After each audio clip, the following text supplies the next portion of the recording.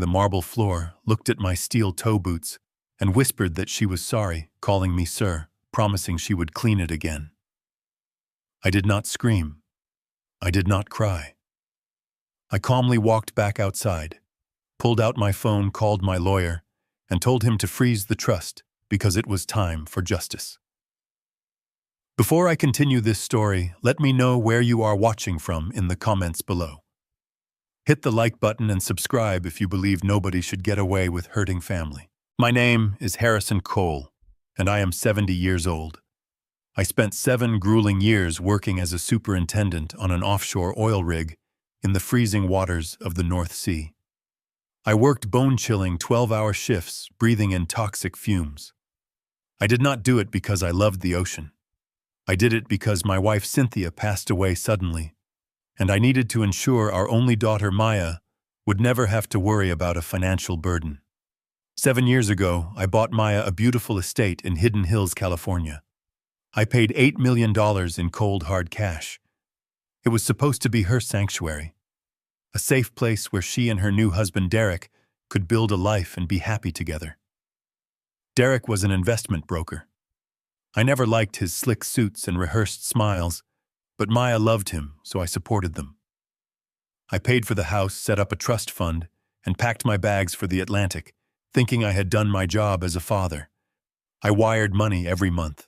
We spoke on the phone regularly at first, though. Over the last 3 years, the calls grew shorter and less frequent. Derek always had an excuse. Maya was resting. Maya was at a retreat. Maya was dealing with severe anxiety. I finally decided I had endured enough of the freezing cold and the distance. I filed my retirement papers and flew back to California to surprise them. I wanted to walk through those doors and see the life my sweat had bought. I did not bother knocking when I arrived. I still had my original key.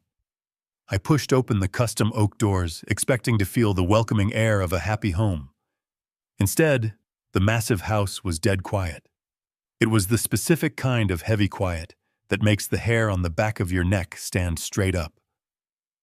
I set my bag down and walked slowly toward the grand foyer. As I moved, I heard a faint rhythmic scraping sound coming from the formal dining room. I stepped around the corner, a wide smile forming on my face, ready to call out my daughter's name. That smile died before it reached my eyes. There, down on her hands and knees, was a woman wearing a ragged gray uniform. She was violently scrubbing a dark red wine stain out of the marble floor with a cheap bristle brush. Her frame was shockingly skeletal, completely swallowed by the oversized fabric. Her hair, which used to be thick and vibrant, hung in greasy, uneven clumps around her hollow face. I took a hesitant step forward, confused, thinking maybe Derek had hired a cheap cleaning service. But as my steel toe boots clacked against the floor, the frail woman flinched. It was a violent spasm. She curled her delicate shoulders inward, acting exactly as if she expected to be struck. She slowly looked up from the wet floor. The breath left my lungs in an agonizing rush. It was Maya. My brilliant, beautiful, precious Maya. But the eyes staring back at me were completely dead. There was no recognition of the man standing right in front of her. I looked down at her, shaking hands. Those were the exact same hands that used to play Chopin flawlessly on the grand piano I had bought for her. Now those hands were raw red and covered in peeling blisters from harsh chemical bleach. Her fingernails were cracked and broken. She kept her gaze fixed firmly on my boots. Her whole body trembled like a leaf in a storm. She swallowed hard, clutching the scrub brush tightly, and spoke in a voice so raspy it shattered my heart. "I am sorry, sir," she whispered, her voice shaking with pure terror. "I will clean it again right now. Please, I will make it spotless. Do not be angry with me, sir." My own flesh and blood was looking at me like I was a monster, begging me not to hurt her. My mind could not process the horror of what I was witnessing. I wanted to drop to my knees, wrap my arms around her frail body, and tell her that her father was home. I wanted to scream until my vocal cords tore. I reached out a trembling hand. "Maya." I choked out my voice thick with tears. "It is me. It is Dad." She just let out a pathetic whimper and pushed herself backward against the wooden baseboards, squeezing her eyes shut tightly, as if she was bracing for an impact. Before I could take another step, a sudden noise echoed from the sweeping spiral staircase above us. It was a loud, booming, confident laugh. Derek's arrogant laugh. He was walking down the plush carpeted stairs, his voice echoing loudly through the grand entryway, oblivious to my silent presence. I immediately stepped backward, hiding in the deep shadows of the archway, my fists clenching until my knuckles turned white. Derek strolled confidently into the bright light, wearing a tailored navy blue suit, holding a crystal champagne flute. He looked healthier, richer, and more arrogant than I remembered. But he was not walking alone. Walking arm in arm with my son-in-law was a glamorous woman I had never seen before. She was laughing at something he said, twirling a manicured finger through her long blonde hair. She was wearing an emerald green dress, but the dress was not what caught my attention. Resting against her collarbone, catching the light from the crystal chandelier, was an antique emerald necklace. It was Cynthia's necklace. The necklace I had given my late wife on our 20th wedding anniversary, the same piece I gave Maya on her wedding day. My abused daughter was crawling on the floor in rags, bleeding and scrubbing their messes, while this strange woman paraded around my house wearing my dead wife's diamonds. The man I had trusted with my daughter's life was about to find out exactly what happens when you awaken a sleeping monster. I stood perfectly still in the cold shadows, watching them clink their champagne glasses together in a toast to their stolen luxury. I would let them enjoy their false victory for tonight, letting them believe they had successfully executed their perfect crime. Because starting tomorrow morning, I was going to systematically hunt them down, tear their lives apart, and save my only daughter. Derek stopped dead on the bottom step. For a fraction of a second, just a fleeting moment that most people would have missed, his face went completely pale. His eyes widened, and his hand gripped the wooden banister so hard I could see his knuckles turning white. But then, as quickly as the shock appeared, it vanished. A wide, meticulously crafted smile stretched across his face, a mask of pure, unadulterated fake joy. "Dad, you are back early!" Derek exclaimed, his voice booming with forced enthusiasm. He practically jumped off the last step and rushed toward me. Before I could even process the audacity of his greeting, he grabbed my shoulders in a firm, aggressive embrace, strategically positioning his body between me and Maya. "It is so good to see you. We were not expecting you for another month." I did not return the hug. I stood there stiff and rigid, my eyes glaring over his shoulder at the woman standing near the stairs. She was staring at me with a calculated, assessing look, and resting perfectly against her skin was my dead wife's emerald necklace, the very necklace I had clasped around Maya's neck on her wedding day. Derek noticed my stare and quickly cleared his throat, tightening his grip on my arm. He pulled me away from the entryway, forcefully steering me toward the mahogany doors of my study. "Come on in here, Dad. Let us talk. Let us get you a drink. You must be exhausted from the flight." I dug my heels into the marble, refusing to budge. I pointed a trembling finger at the woman in the gray rags, still cowering on the floor. "What is going on here, Derek? Why is my daughter scrubbing the floor in a maid's uniform? Why is she looking at me like she has never seen me before in her life?" Derek let out a heavy, dramatic sigh. He rubbed his face with both hands, perfectly executing the look of an exhausted, heartbroken, and devoted husband. He gestured for the glamorous woman to join us. "Dad, this is Valerie. She is a top-tier live-in psychiatric nurse. She has been an absolute godsend for us during these dark times. I know this looks terrible. I know it looks shocking. But please come into the study. I will explain everything. Just let Valerie handle Maya for a moment. It is part of her routine." Valerie stepped forward with a polite professional nod. She did not look like any nurse I had ever seen on an oil rig or in a hospital. She smelled of expensive perfume and carried herself like the lady of the house. "Mr. Cole, it is a pleasure to finally meet you. Derek has told me so much about you. Please let me get Maya settled.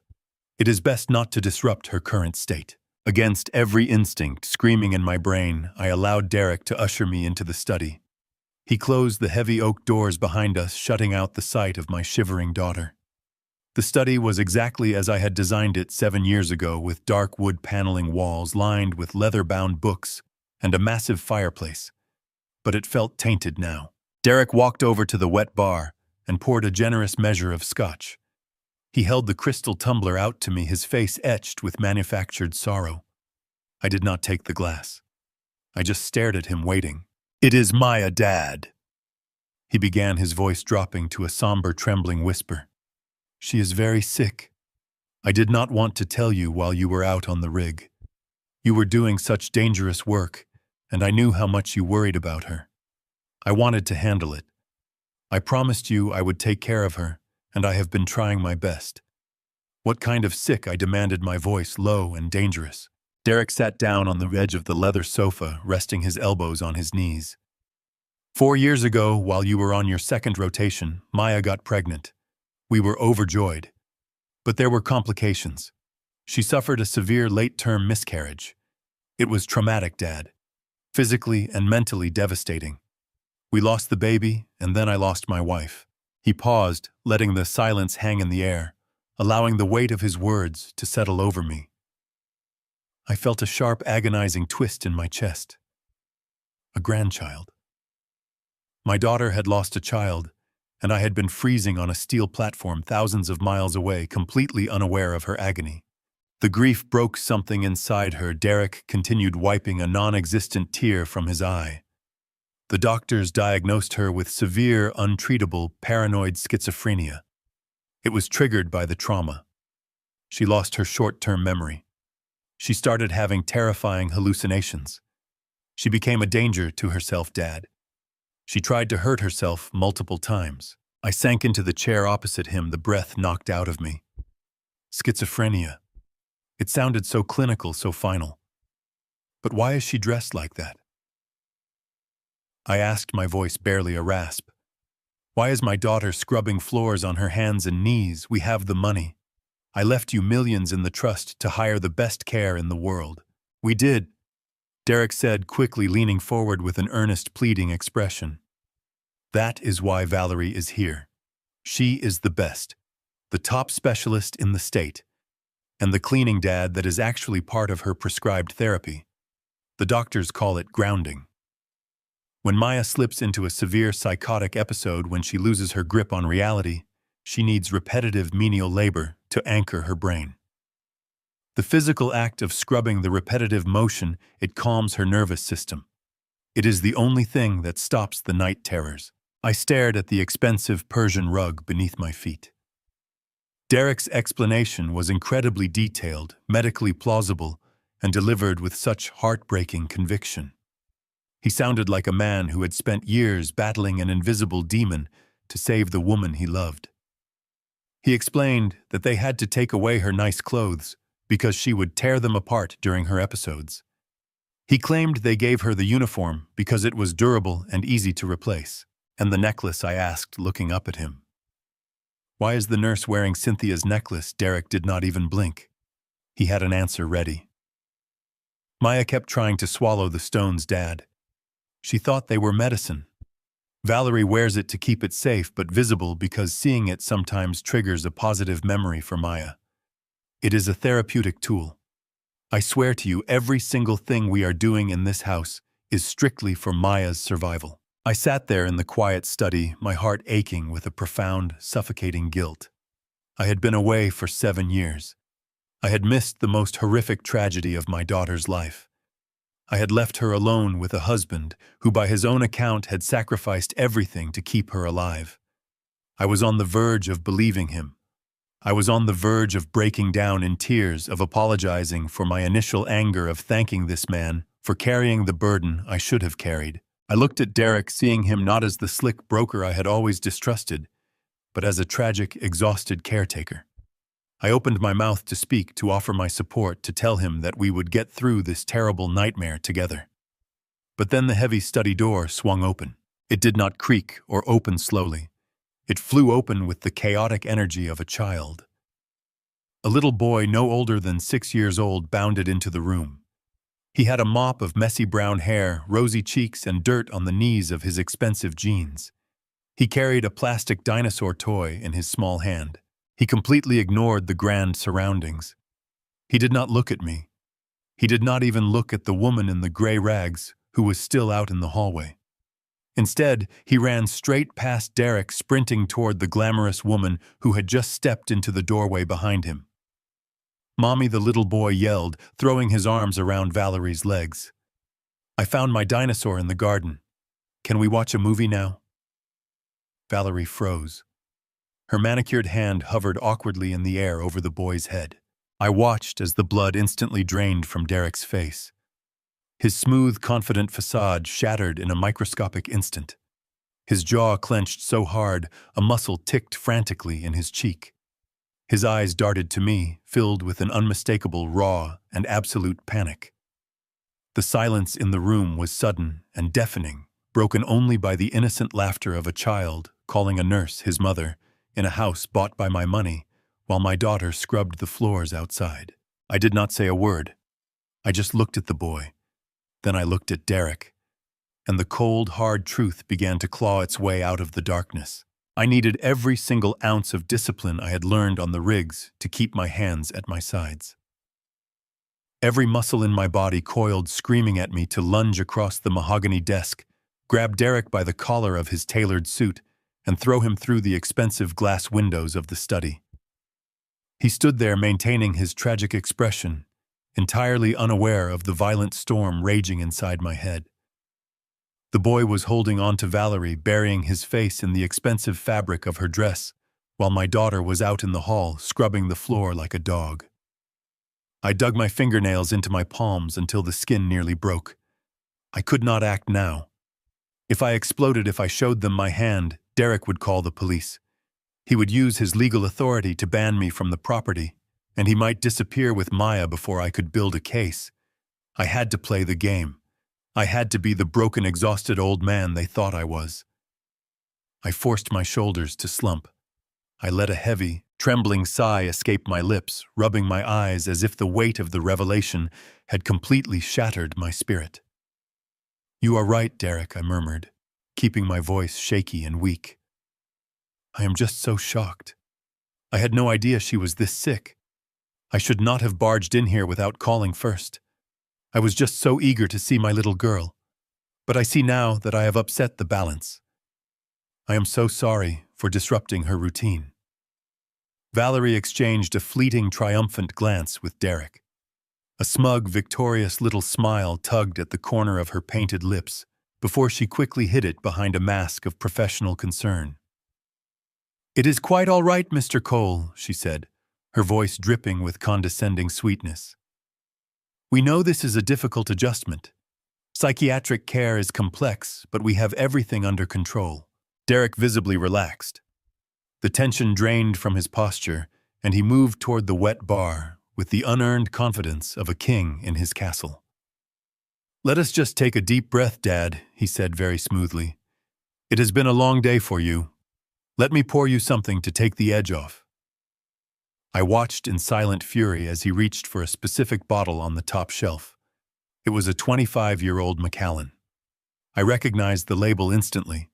7 years ago, when Derek launched his first independent brokerage firm, I bought that exact $2,000 bottle as a celebratory gift. I had handed it to him with a firm handshake, welcoming him into our family, telling him I believed in his potential to provide for Maya. Now this parasite was cracking open my gift, pouring my expensive scotch into my crystal tumblers inside the $8 million house I bought with my own blood and sweat. He handed me the glass. I took it, staring at the amber liquid. He took a long sip from his own glass, swirling it around, acting as if he owned the world. "I will go check into a hotel downtown tonight," I said softly, staring down at the floor to hide the lethal calculation in my eyes. "I do not want my presence to trigger any more episodes for Maya. I will stay away and let you and Valerie continue her therapy. You are doing a wonderful job, Derek.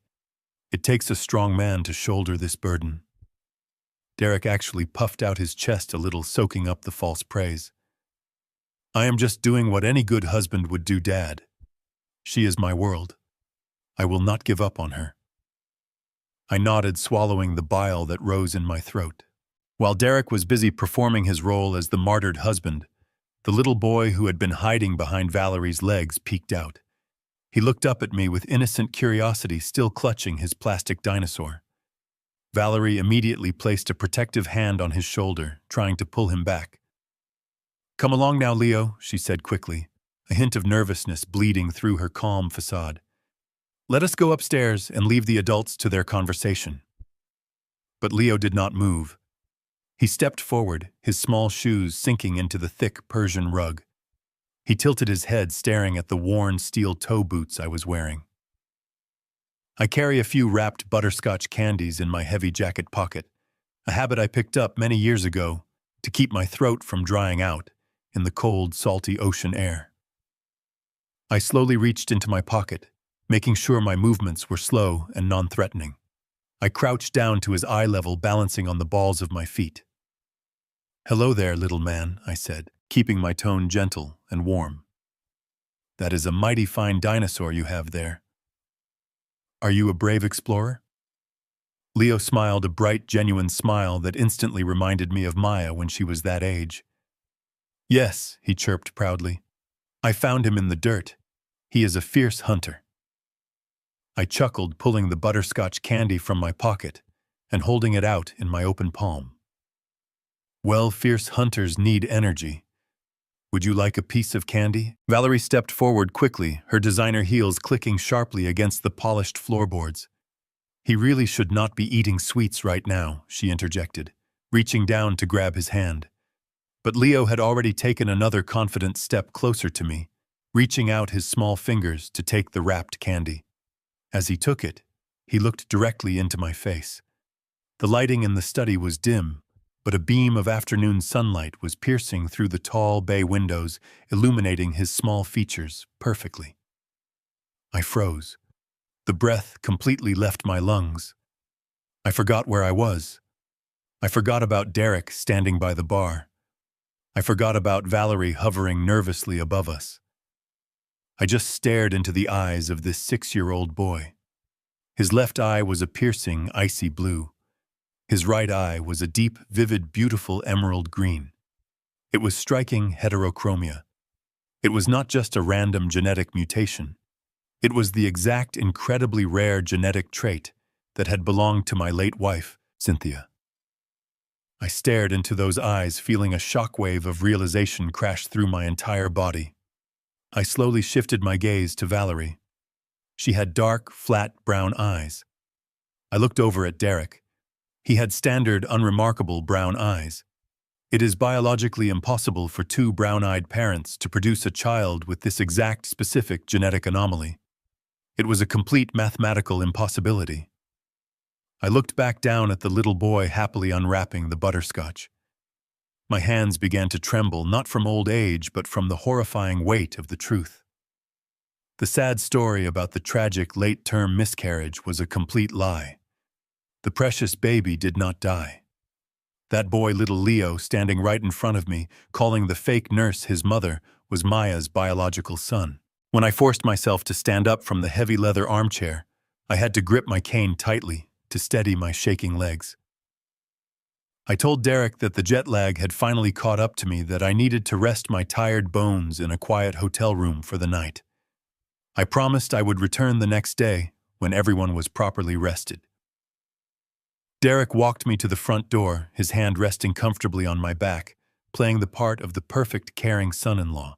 He even offered to drive me, but I firmly declined, claiming I had already arranged for a rental car. Walking out of that house and leaving my daughter behind was the hardest thing I have ever had to do in my 70 years on this earth. Every step felt like walking through wet cement. My mind screamed at me to turn around, to snatch my grandson and my daughter, and to break Derek's jaw. But I knew that acting on pure rage would ruin everything. Derek had legal authority. He had the narrative. I needed proof. I checked into a sterile, quiet hotel room a few miles down the highway. I did not even bother turning on the lights or unzipping my suitcase. I sat on the edge of the stiff mattress, staring at the blank wall, my heart hammering against my ribs. Decades of working on offshore oil rigs had given me a sixth sense for impending disaster. Out on the dark, unforgiving ocean right before a high-pressure pipe bursts, or a rig's structural support gives way, there is always a subtle shift in the air. A sudden drop in temperature. A strange, unnatural vibration in the steel grating beneath your boots. Your brain registers the danger long before your eyes see the explosion. Right now, sitting in that quiet hotel room, my internal alarms were blaring with deafening intensity. Everything Derek had told me was a meticulously crafted script. The tragic miscarriage, the sudden incurable schizophrenia, the live-in psychiatric nurse. It was all a calculated performance designed to placate a grieving father and secure his absolute control over my money. Yeah, I looked at the digital clock on the nightstand. It was flashing in bright red numbers. 11 o'clock. I knew I could not simply wait for the morning to investigate. I needed to see what happened inside that house when they thought nobody was watching. I changed out of my travel clothes and pulled on a thick, dark wool sweater and a pair of heavy cargo pants. I laced up my steel toe boots, grabbed a small, powerful tactical flashlight from my duffel bag, and headed back out into the chilling night air. I drove my rental car back toward the exclusive gated neighborhood of Hidden Hills. I knew better than to drive directly up to the main gate. The security cameras would record my license plate, and the guards would likely alert the residents. Instead, I parked 2 blocks away on a quiet, unlit public street. I zipped my jacket up to my chin and stepped into the thick woods that bordered the sprawling estates. The California night was uncharacteristically freezing, the wind biting through the trees with a sharp, bitter edge. I hiked through the dense, tangled underbrush, relying on the faint moonlight to guide my path. Branches scratched against my sleeves, and dry leaves crunched softly beneath my boots, but I moved with the steady, quiet discipline of a man on a mission. It took me nearly 40 minutes to navigate the rough terrain and reach the back perimeter of my property. I found a dense cluster of tall hedges just beyond the wrought iron fence that separated the manicured lawn from the wild woods. I crouched down in the freezing mud, my knees aching from the damp cold, and focused my gaze on the back of the massive mansion. The house was completely dark. The tall glass windows reflected nothing but the pale moonlight. For a long time there was absolutely no movement, just the sound of the wind rustling through the leaves and the distant rhythmic hum of the pool filter. I waited. The cold seeped through my heavy clothing, stiffening my joints, but I refused to leave my vantage point. I was not leaving until I understood the true nature of my daughter's nightmare. The glowing red numbers on my watch shifted to 2 in the morning, just as my muscles began to cramp from holding the awkward position in the dirt. A sudden, blinding flash of light shattered the darkness. The harsh, bright security lights illuminating the sprawling back patio snapped on, casting a stark, artificial glare over the pristine swimming pool and the imported stone deck. I held my breath, pressing my body deeper into the frozen hedges. The heavy glass sliding doors opened with a loud scrape. Valerie stepped out into the freezing night air. She was no longer wearing the elegant emerald dress. Instead, she wore a thick, luxurious cashmere sweater and tight leggings. But it was not Valerie that made my blood run cold. Dragged behind her, stumbling over the metal track of the sliding door, was Maya. My daughter was still wearing that thin, ragged gray maid's uniform. She was shivering violently, her bare arms covered in goosebumps, her head bowed in absolute submission. Valerie marched across the stone deck, pulling a large, heavy plastic bucket behind her. She stopped near the edge of the pool and violently kicked the bucket over. A rush of dark, icy, dirty mop water spilled across the pristine stones, creating a massive, filthy puddle. Valerie pointed a manicured finger at the mess. "Clean it," she barked, her voice harsh and devoid of any professional medical tone. Maya did not hesitate. She dropped to her bare knees on the freezing hard stones. She pulled a small, coarse scrub brush from the pocket of her apron and began to frantically scrub the icy water. Her movements were erratic, desperate, and driven by pure terror. She scrubbed until her knuckles scraped against the rough stone, her frail body shaking so hard I could see her ribs jutting out against the thin fabric of her uniform. Valerie did not offer her a towel or a kind word. Instead, she walked over to an outdoor lounge chair, sat down, and picked up a martini glass from the side table. She took a slow, leisurely sip of her drink, watching my daughter scrub the freezing floor like a captive animal. Valerie let out a high, cruel laugh, a sound that echoed across the quiet yard and pierced straight through my soul. She was enjoying this. This was not a grounding medical therapy. This was torture. This was systematic, deliberate, sadistic abuse designed to break a human being down into nothingness. I gripped the iron bars of the fence, my jaw locked so tight my teeth ached. I was seconds away from tearing the gate open, charging across the lawn, and ending Valerie's miserable existence with my bare hands. I felt the adrenaline pumping through my veins, hot and demanding action. But then the glass sliding doors opened a second time. Derek stepped out onto the patio. He was wearing a dark silk robe, his hair slightly rumpled from sleep. He did not look concerned about the freezing temperature or the fact that his supposedly severely ill wife was outside in the middle of the night scrubbing dirty water off the pavement. He walked straight past Maya without even glancing down at her. He moved directly to the lounge chair where Valerie was sitting. Derek leaned over, wrapped his arms tightly around Valerie's waist, and pulled her up against his chest. Right there in the bright glare of the patio lights, my son-in-law kissed the fake psychiatric nurse passionately. He ran his hands through her blonde hair, smiling against her lips. I stared in absolute horror as the final pieces of their twisted puzzle snapped into place. They were completely brazen. They did not care who saw them because they believed they were untouchable. I slowly shifted my gaze back to my daughter. Maya was kneeling less than 10 feet away from them. The icy water was soaking through her thin uniform, freezing her to the bone. Her husband was kissing another woman right in front of her. But Maya did not look up. She did not cry out. She did not show a single ounce of anger, betrayal, or sorrow. She just kept her dead, hollow eyes fixed firmly on the ground, and she kept scrubbing. I did not sleep that night. I stumbled back through the freezing woods to my rental car, my chest hollowed out by the sheer cruelty I had just witnessed. When I finally reached my sterile hotel room, I sat on the edge of the mattress and watched the pale light of dawn slowly creep through the blinds. Every instinct in my body urged me to call the police, to kick down the heavy oak doors of that mansion and drag Derek out into the street by his throat. But I knew the law. Derek held a medical power of attorney. He had the forged documents. He had the fake psychiatric nurse to corroborate his lies. If I acted out of blind fury, they would claim I was a grieving, delusional father having a violent episode. They would lock me out, and I would never see my daughter again. I needed concrete evidence. I needed to bridge the gap between the heavily medicated ghost I had seen and the brilliant woman I raised.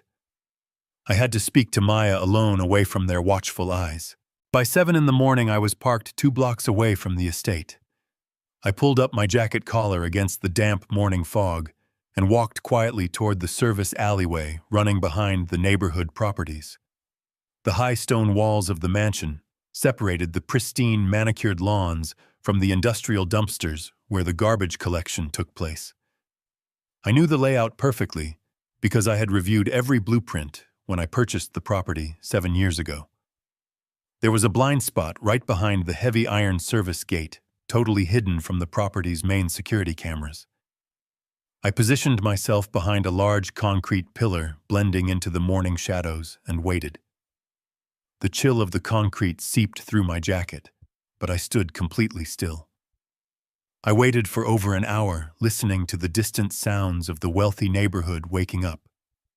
Finally, I heard the heavy clanking of the service gate being unlatched.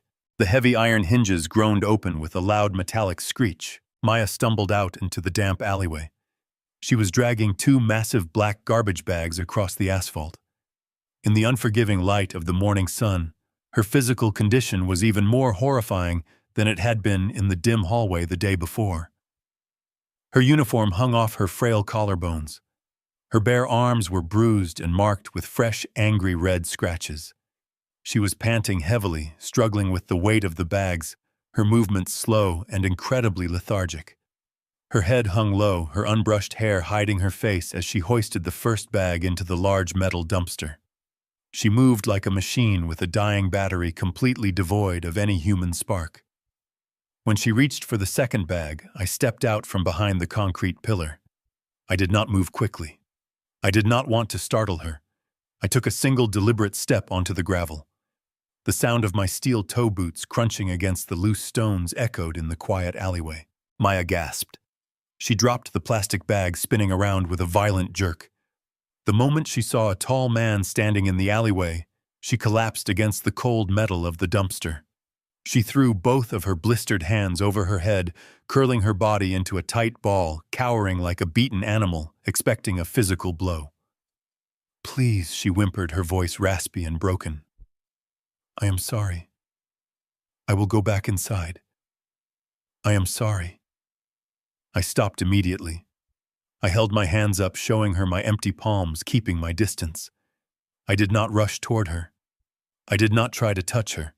I knew her mind was trapped in a chemical prison clouded by whatever toxic substances Valerie was forcing down her throat. Calling out her name would only confuse her more. I had to bypass the logic center of her drugged brain and reach straight for her soul. I had to find a memory so deeply ingrained that no pharmaceutical poison could erase it. I closed my eyes, took a deep breath, and began to hum. It was not a popular song. It was a very specific, obscure French lullaby that Cynthia used to sing to Maya every night when she was 5 years old. It was a melody from Cynthia's own childhood, something completely unique to our family. I hummed the gentle rising notes, keeping my voice steady and low. The soft melody drifted through the cold morning air, cutting through the silence of the alleyway. Maya stopped trembling. Her hands slowly lowered from her face. She looked up at me, her chest heaving as she struggled to breathe. I kept humming the second verse, locking my eyes with hers. A massive, agonizing shift happened within her expression. The dead, hollow stare fractured. A spark of pure, desperate recognition flashed in her eyes. The heavy fog of the medication seemed to part for a fraction of a second. Her lower lip quivered, and a single tear traced a path through the dirt on her cheek. She tried to speak. She opened her mouth, her jaw trembling violently as her brain fought a brutal war against the sedatives running through her veins. Her tongue was slurred, moving thickly inside her mouth. "Da," she choked out the syllable barely audible over the morning breeze. "Da." She squeezed her eyes shut, fighting with everything she had to form the word, her hands gripping the fabric of her ragged uniform. She knew exactly who I was. My daughter was still in there, buried beneath layers of chemical restraints and psychological torture. She took a tiny, shaky step toward me, reaching out a trembling, blistered hand. I wanted to grab her, pull her into my arms, and run straight to the hospital. I wanted to end this nightmare right now. I took a step forward, ready to carry her away from this prison. "Maya." The sharp, shrill voice echoed from the open iron gate. It was Valerie. "What is taking you so long? Get back in here right now." Maya flinched as if she had been struck by lightning. The spark of recognition in her eyes was instantly swallowed by sheer blinding panic. She lunged forward, closing the distance between us in a frantic blur. She did not hug me. Instead, she grabbed my right hand and aggressively shoved a small, crumpled piece of paper deep into my palm. She squeezed my fingers shut over it, gave me one last look of absolute terror, and turned around, sprinting clumsily back through the gate before Valerie could step into the alleyway. I stood alone in the cold shadows, listening to the heavy iron gate slam shut. I slowly opened my clenched fist. The crumpled paper was a stiff cocktail napkin from the house. I smoothed out the wrinkled edges. It was not filled with the chaotic, paranoid gibberish of a schizophrenic mind.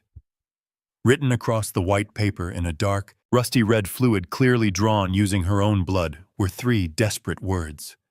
They took Leo. I did not sleep that night. I stumbled back through the freezing woods to my rental car.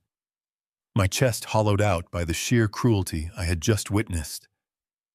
When I finally reached my sterile hotel room, I sat on the edge of the mattress and watched the pale light of dawn slowly creep through the blinds. Every instinct in my body urged me to call the police to kick down the heavy oak doors of that mansion and drag Derek out into the street by his throat. But I knew the law. Derek held a medical power of attorney. He had the forged documents. He had the fake psychiatric nurse to corroborate his lies. If I acted out of blind fury, they would claim I was a grieving, delusional father having a violent episode. They would lock me out, and I would never see my daughter again. I needed concrete evidence. I needed to bridge the gap between the heavily medicated ghost I had seen and the brilliant woman I raised. I had to speak to Maya alone, away from their watchful eyes. By 7 in the morning, I was parked 2 blocks away from the estate. I pulled up my jacket collar against the damp morning fog and walked quietly toward the service alleyway running behind the neighborhood properties. The high stone walls of the mansion separated the pristine manicured lawns from the industrial dumpsters where the garbage collection took place. I knew the layout perfectly because I had reviewed every blueprint when I purchased the property 7 years ago. There was a blind spot right behind the heavy iron service gate, totally hidden from the property's main security cameras. I positioned myself behind a large concrete pillar, blending into the morning shadows, and waited. The chill of the concrete seeped through my jacket, but I stood completely still. I waited for over an hour, listening to the distant sounds of the wealthy neighborhood waking up. Finally, I heard the heavy clanking of the service gate being unlatched. The heavy iron hinges groaned open with a loud metallic screech. Maya stumbled out into the damp alleyway. She was dragging 2 massive black garbage bags across the asphalt. In the unforgiving light of the morning sun, her physical condition was even more horrifying than it had been in the dim hallway the day before. Her uniform hung off her frail collarbones. Her bare arms were bruised and marked with fresh, angry red scratches. She was panting heavily, struggling with the weight of the bags, her movements slow and incredibly lethargic. Her head hung low, her unbrushed hair hiding her face as she hoisted the first bag into the large metal dumpster. She moved like a machine with a dying battery completely devoid of any human spark. When she reached for the second bag, I stepped out from behind the concrete pillar. I did not move quickly. I did not want to startle her. I took a single deliberate step onto the gravel. The sound of my steel toe boots crunching against the loose stones echoed in the quiet alleyway. Maya gasped. She dropped the plastic bag, spinning around with a violent jerk. The moment she saw a tall man standing in the alleyway, she collapsed against the cold metal of the dumpster. She threw both of her blistered hands over her head, curling her body into a tight ball, cowering like a beaten animal, expecting a physical blow. "Please," she whimpered, her voice raspy and broken. "I am sorry. I will go back inside. I am sorry." I stopped immediately. I held my hands up, showing her my empty palms, keeping my distance. I did not rush toward her. I did not try to touch her. I knew her mind was trapped in a chemical prison clouded by whatever toxic substances Valerie was forcing down her throat. Calling out her name would only confuse her more.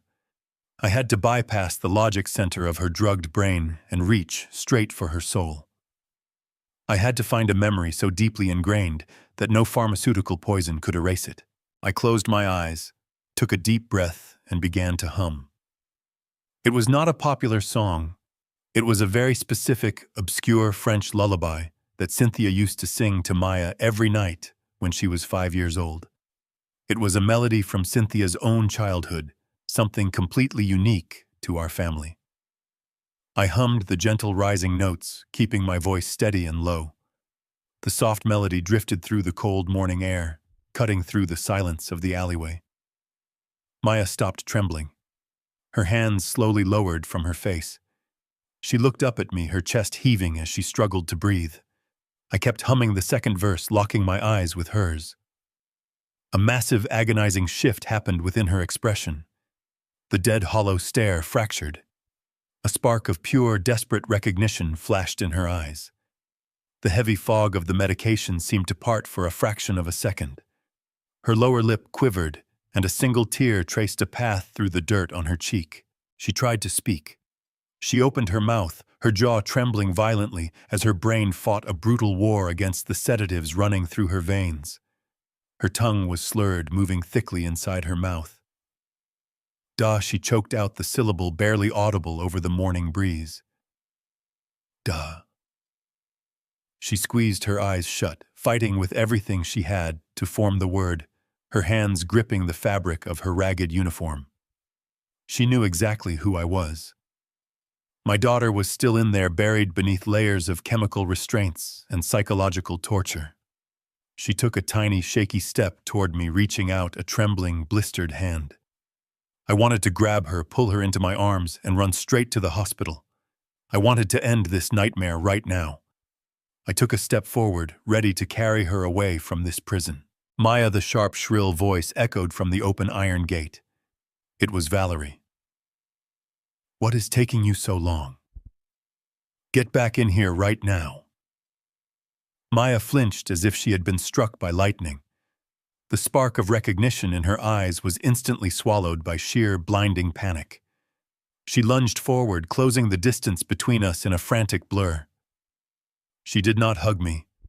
Instead, she grabbed my right hand and aggressively shoved a small, crumpled piece of paper deep into my palm. She squeezed my fingers shut over it, gave me one last look of absolute terror, and turned around, sprinting clumsily back through the gate before Valerie could step into the alleyway. I stood alone in the cold shadows, listening to the heavy iron gate slam shut. I slowly opened my clenched fist. The crumpled paper was a stiff cocktail napkin from the house. I smoothed out the wrinkled edges. It was not filled with the chaotic, paranoid gibberish of a schizophrenic mind. Written across the white paper in a dark, rusty red fluid clearly drawn using her own blood were 3 desperate words. "They took Leo." Those 3 words burned themselves into my retinas. They took Leo. My daughter was not suffering from a psychotic break. She was not trapped in a schizophrenic delusion. She was a hostage in the very sanctuary I had purchased to keep her safe. The heavy, suffocating fog of confusion that had clouded my mind since I stepped off the plane instantly evaporated. It was replaced by a cold, sharp, and absolute certainty.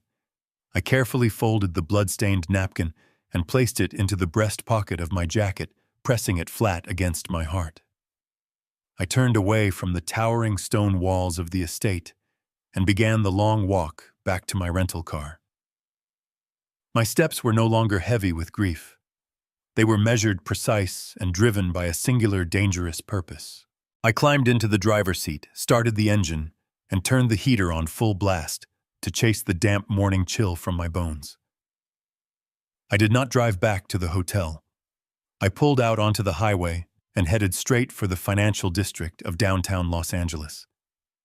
As I navigated the congested morning traffic, my grip on the steering wheel tightened until my knuckles turned white. I thought about the sheer arrogance of the man I had trusted with my daughter's future. Derek had looked me in the eye, drank my expensive scotch, and fed me a carefully rehearsed tragedy, while my daughter bled and scrubbed the stones of her own home. I did not spend 40 years of my life inhaling toxic fumes, dodging heavy swinging drill pipes, and freezing in the brutal gales of the North Sea just to let a silver-tongued parasite destroy my bloodline. I had sacrificed my own comfort, missing birthdays and anniversaries, trading my physical health for hazard pay, all to build an impenetrable financial fortress for Maya. I had poured every drop of my sweat into a trust fund designed to shield her from the harsh realities of the world. Now some slick broker in a tailored suit thought he could simply step in, hijack my life's work, and break my daughter like a toy. He had made a catastrophic miscalculation. I arrived at the towering glass and steel building that housed my wealth management attorney. Jonathan had been managing my legal affairs for over 20 years. He was a sharp, meticulous lawyer who knew the exact structure of my assets, the trust I had established, and the strict conditions of the $8 million estate. I strode past the polished marble reception desk, ignoring the protests of the young administrative assistant who tried to tell me I needed an appointment. I pushed open the heavy glass door to Jonathan's corner office and stepped inside without bothering to knock. Jonathan was sitting behind his massive desk reviewing a stack of printed contracts.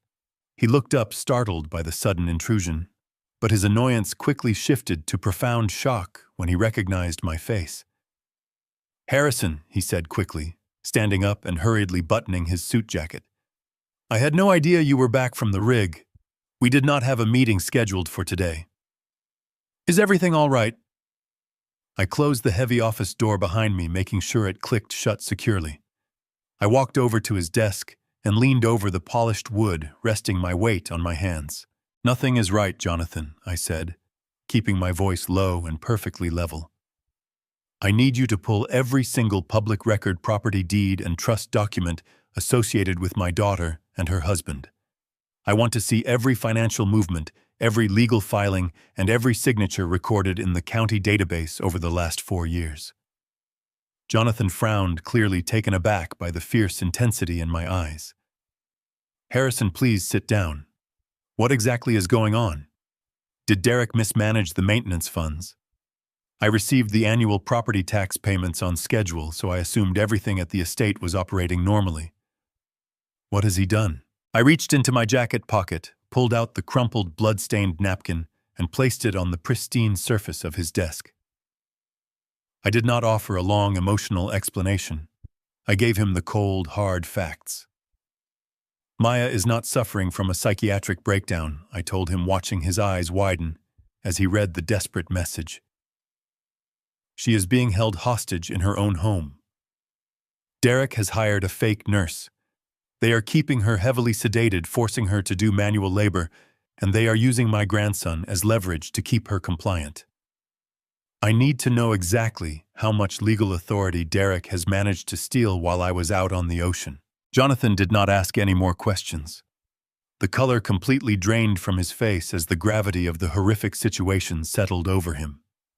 He immediately sat back down, slid his keyboard closer, and began typing rapidly. The rhythmic clicking of the keys filled the silent office. I paced back and forth across the thick carpet, my mind racing through all the possible scenarios. I expected to hear that Derek had drained her checking accounts. I expected to find out he had taken out a second mortgage or perhaps leveraged the estate to fund his failing investments. I was prepared for severe financial ruin. Money could be replaced. Money was just numbers on a bright screen. But the heavy silence stretching across the room told me that the situation was far worse than a simple case of embezzlement. The clicking of the keyboard abruptly stopped. I turned around to look at Jonathan. He was staring at his computer monitor, completely frozen. His mouth was slightly open, and his hands were trembling as they hovered over the desk. The professional, composed lawyer I had known for 2 decades looked as if he had just witnessed a ghost. "What is it?" I demanded, walking back over to the desk. "How much money did he steal from the trust? Did he mortgage the house?" Jonathan slowly turned the large computer monitor toward me. He did not speak right away. He seemed to be struggling to find the words to explain the absolute horror displayed on the screen. "Harrison," he finally whispered, his voice shaking with profound disbelief. "Derek has not just taken over the financial accounts. He has not just mortgaged the house. He has taken absolute, irrevocable control of everything." I leaned in, squinting at the dense legal jargon filling the bright screen. It was a file from the county probate court. The document was a petition for a permanent conservatorship. Jonathan pointed a trembling finger at the second paragraph of the legal filing. 2 years ago, Derek filed an emergency petition with the court. Jonathan explained, his voice thick with dread. He claimed that Maya suffered a total psychological collapse due to immense grief. "Grief over your death, Harrison. 2 years ago, Derek submitted a heavily authenticated forged international death certificate to a California judge.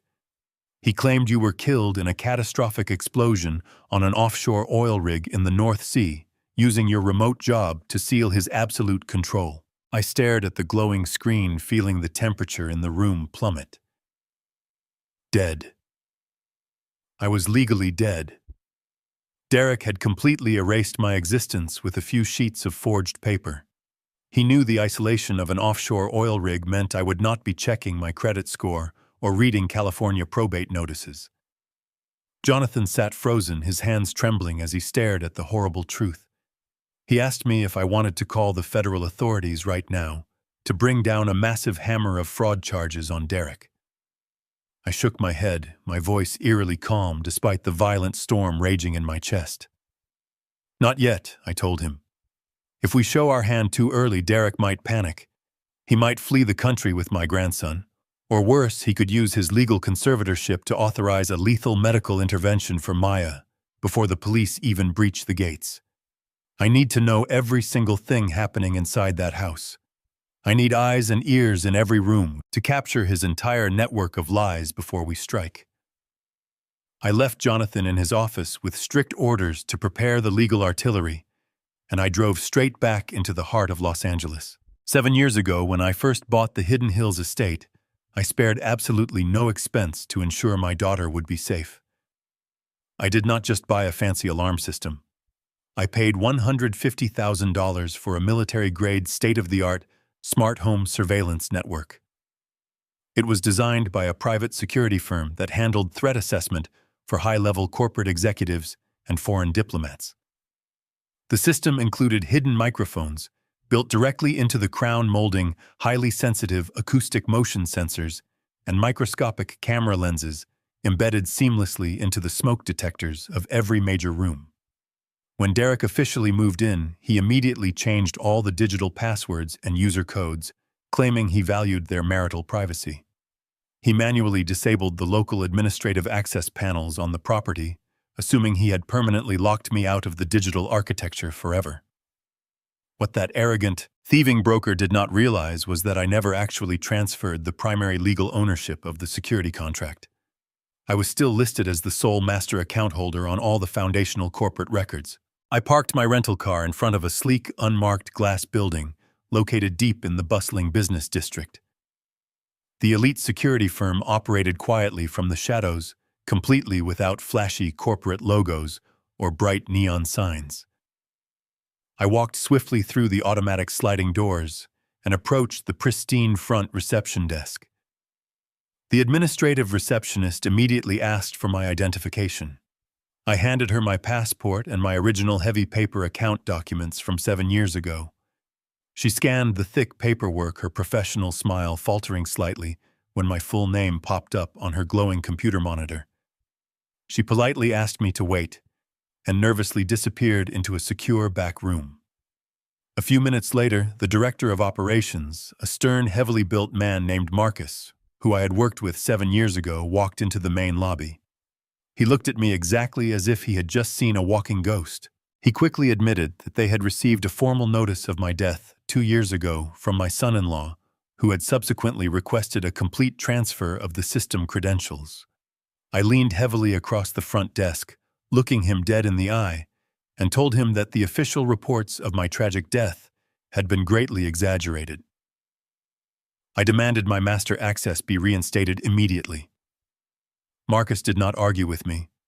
He brought me back to a highly secure server room, carefully verified my biological data, and completely overrode his digital blockade with a few keystrokes. Within 20 minutes, I possessed the encrypted master keys to the entire estate network. I drove back to my sterile hotel room, my pulse thrumming with a dark, heavy, and extremely dangerous anticipation. I sat at the small wooden desk near the window, flipped open my heavily encrypted laptop, and logged directly into the security firm and its private online portal. I typed in the complex master credentials. The screen went entirely black for a fraction of a second before suddenly blooming into bright life. A massive grid containing 20 high-definition live video feeds immediately populated my computer screen. I was instantly transported back inside the walls of my own house. I could clearly see the grand marble foyer where I had first found my daughter. I could see the expansive, beautiful kitchen with its custom-imported countertops.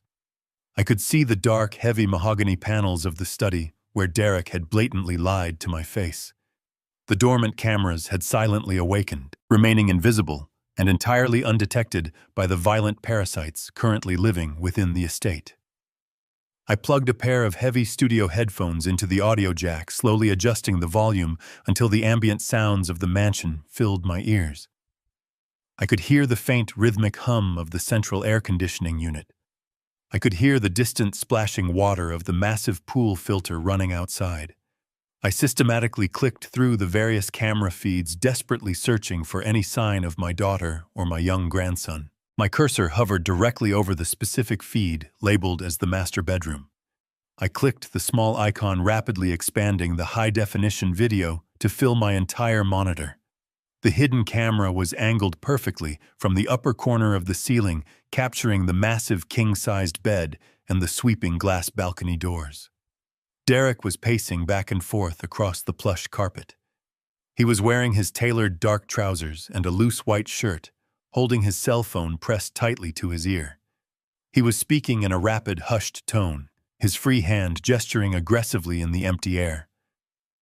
I leaned forward, pressing the heavy headphones hard against my ears, filtering out every single other sound in the world just to focus entirely on his voice. He was talking to a real estate developer. I could hear the harsh metallic rasp of an angry voice on the other end of the private line, asking about a sudden delay in some massive financial transaction.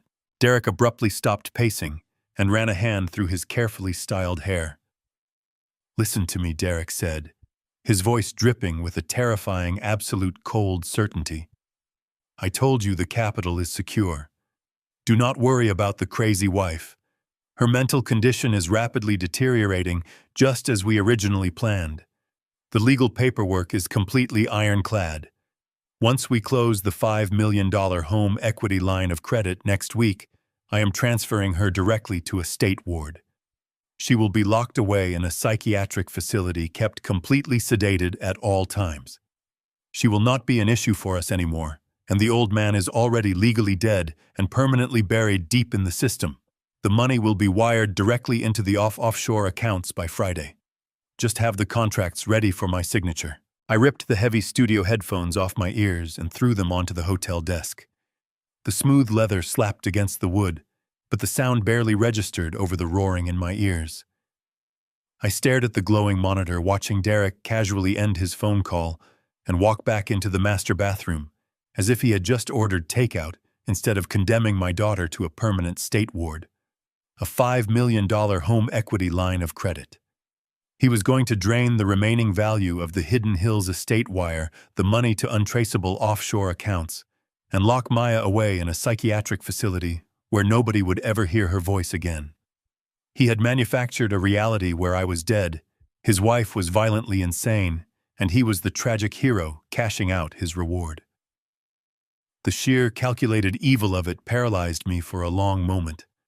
I pressed my palms against my eyes, fighting a wave of pure, suffocating nausea. I had given this man the keys to my daughter's future, and he had used them to build her a torture chamber. I checked the digital clock on the nightstand. It was exactly midnight. The silence in the hotel room was absolute, heavy with the weight of the dark secrets I was uncovering.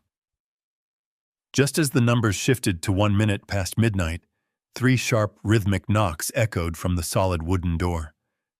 I stood up, my steel toe boots making no sound on the thick carpet, and walked to the door.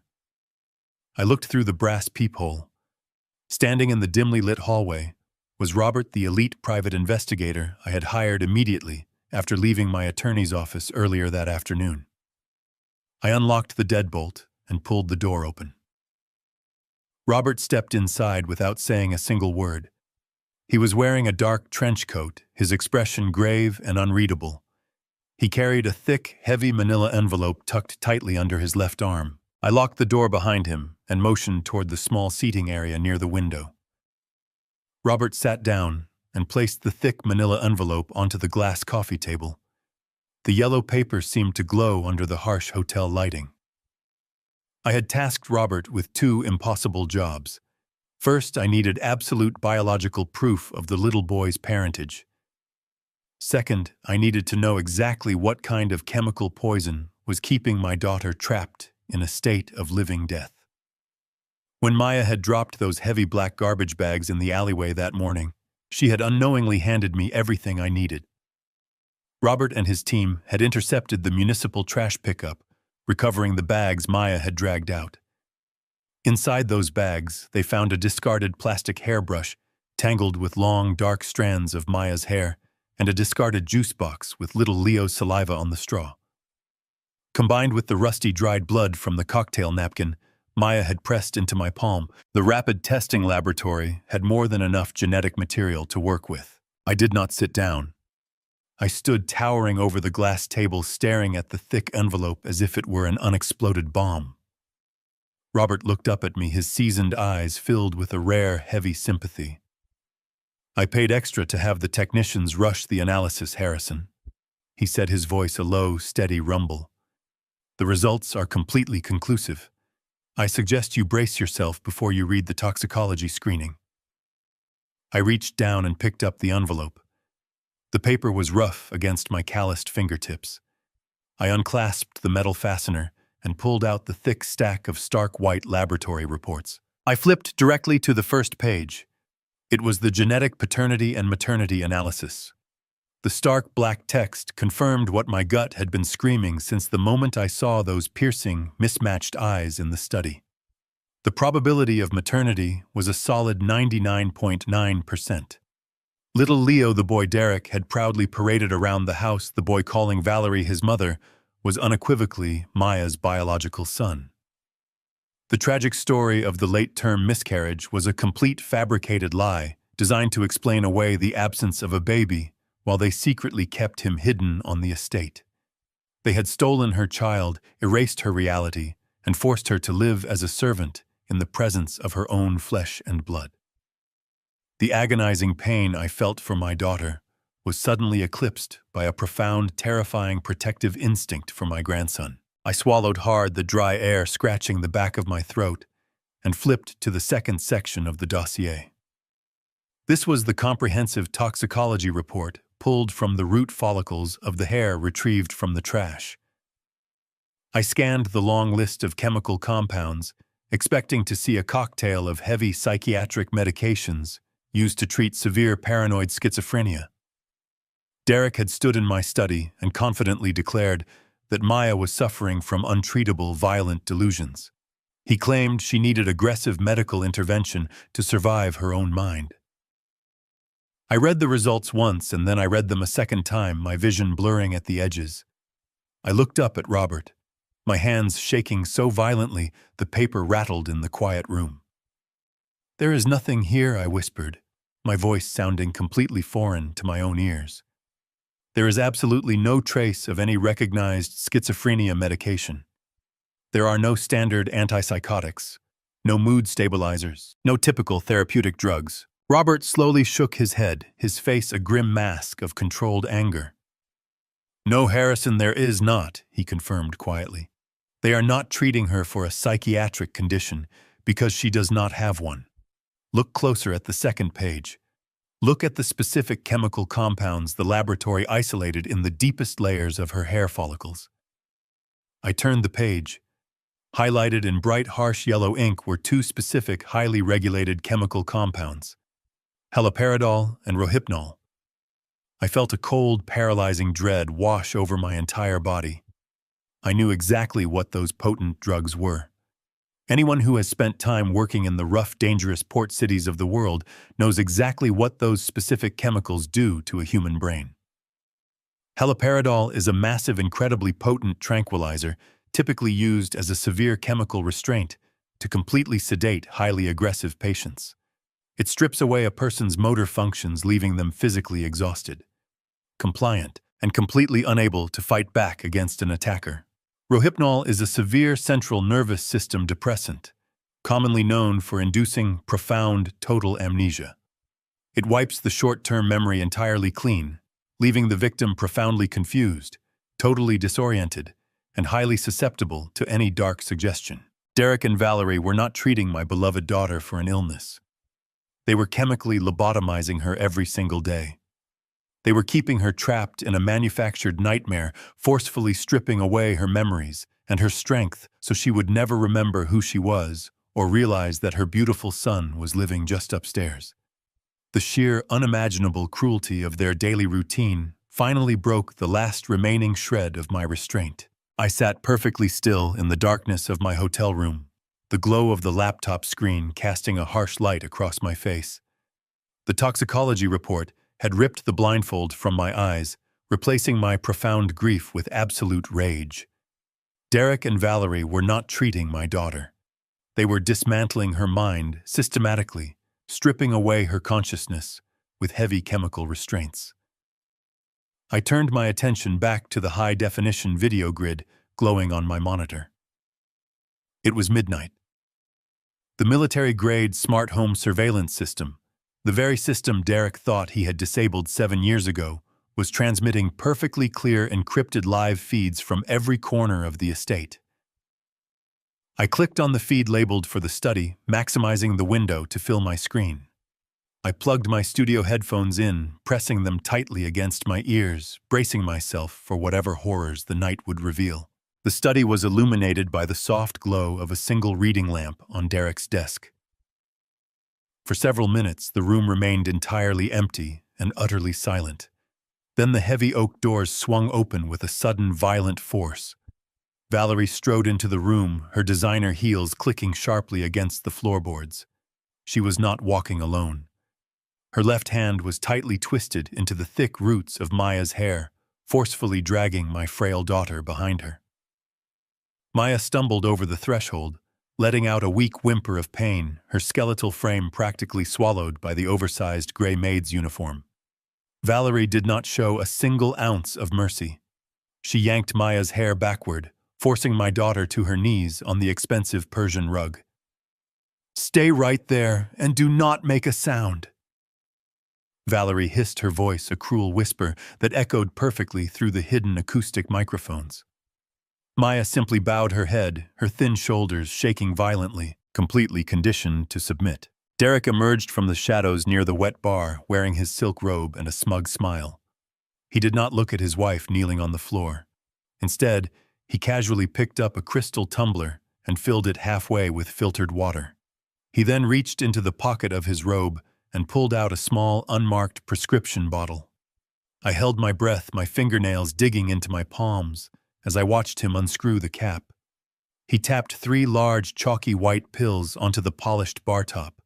Using the heavy bottom of a silver shaker, he expertly crushed the pills into a fine dust. He swept the white powder into the crystal glass, swirling the water until the toxic mixture dissolved into a milky liquid. Haloperidol and rohypnol, the exact chemical combination the laboratory had identified. He was preparing her nightly dosage of absolute oblivion, treating my brilliant daughter like a feral animal that needed to be put down. Derek walked slowly across the room, stopping directly in front of Maya. He stood over her, holding the clouded glass. "Drink it, Maya," he commanded, his voice dripping with a sickening sweetness. "It is time for your medicine. It will make all those bad thoughts go away completely." Maya squeezed her eyes shut, turning her face toward the floor, her whole body rejecting the command. "Please, Derek," she mumbled, her voice thick and slurred from the residual drugs already coursing through her battered system. "Please, it makes me feel so dark inside. I want to see my baby. I want to see Leo." The mention of her son caused Valerie to let out a sharp bark of laughter. Valerie stepped forward, her face twisting into a sneer. "You do not have a son, Maya," she spat cruelly. "You are crazy. You are just a crazy woman who makes up stories. Now open your mouth and take your medicine before I lose my patience." When Maya kept her mouth firmly closed, shaking her head weakly, Derek's fake smile instantly vanished. He dropped his hand, violently gripping Maya by the jaw. He squeezed her cheeks together with brutal force, forcing her mouth open while she let out a muffled cry of pain. Valerie stepped up behind her, grabbing her shoulders to hold her still.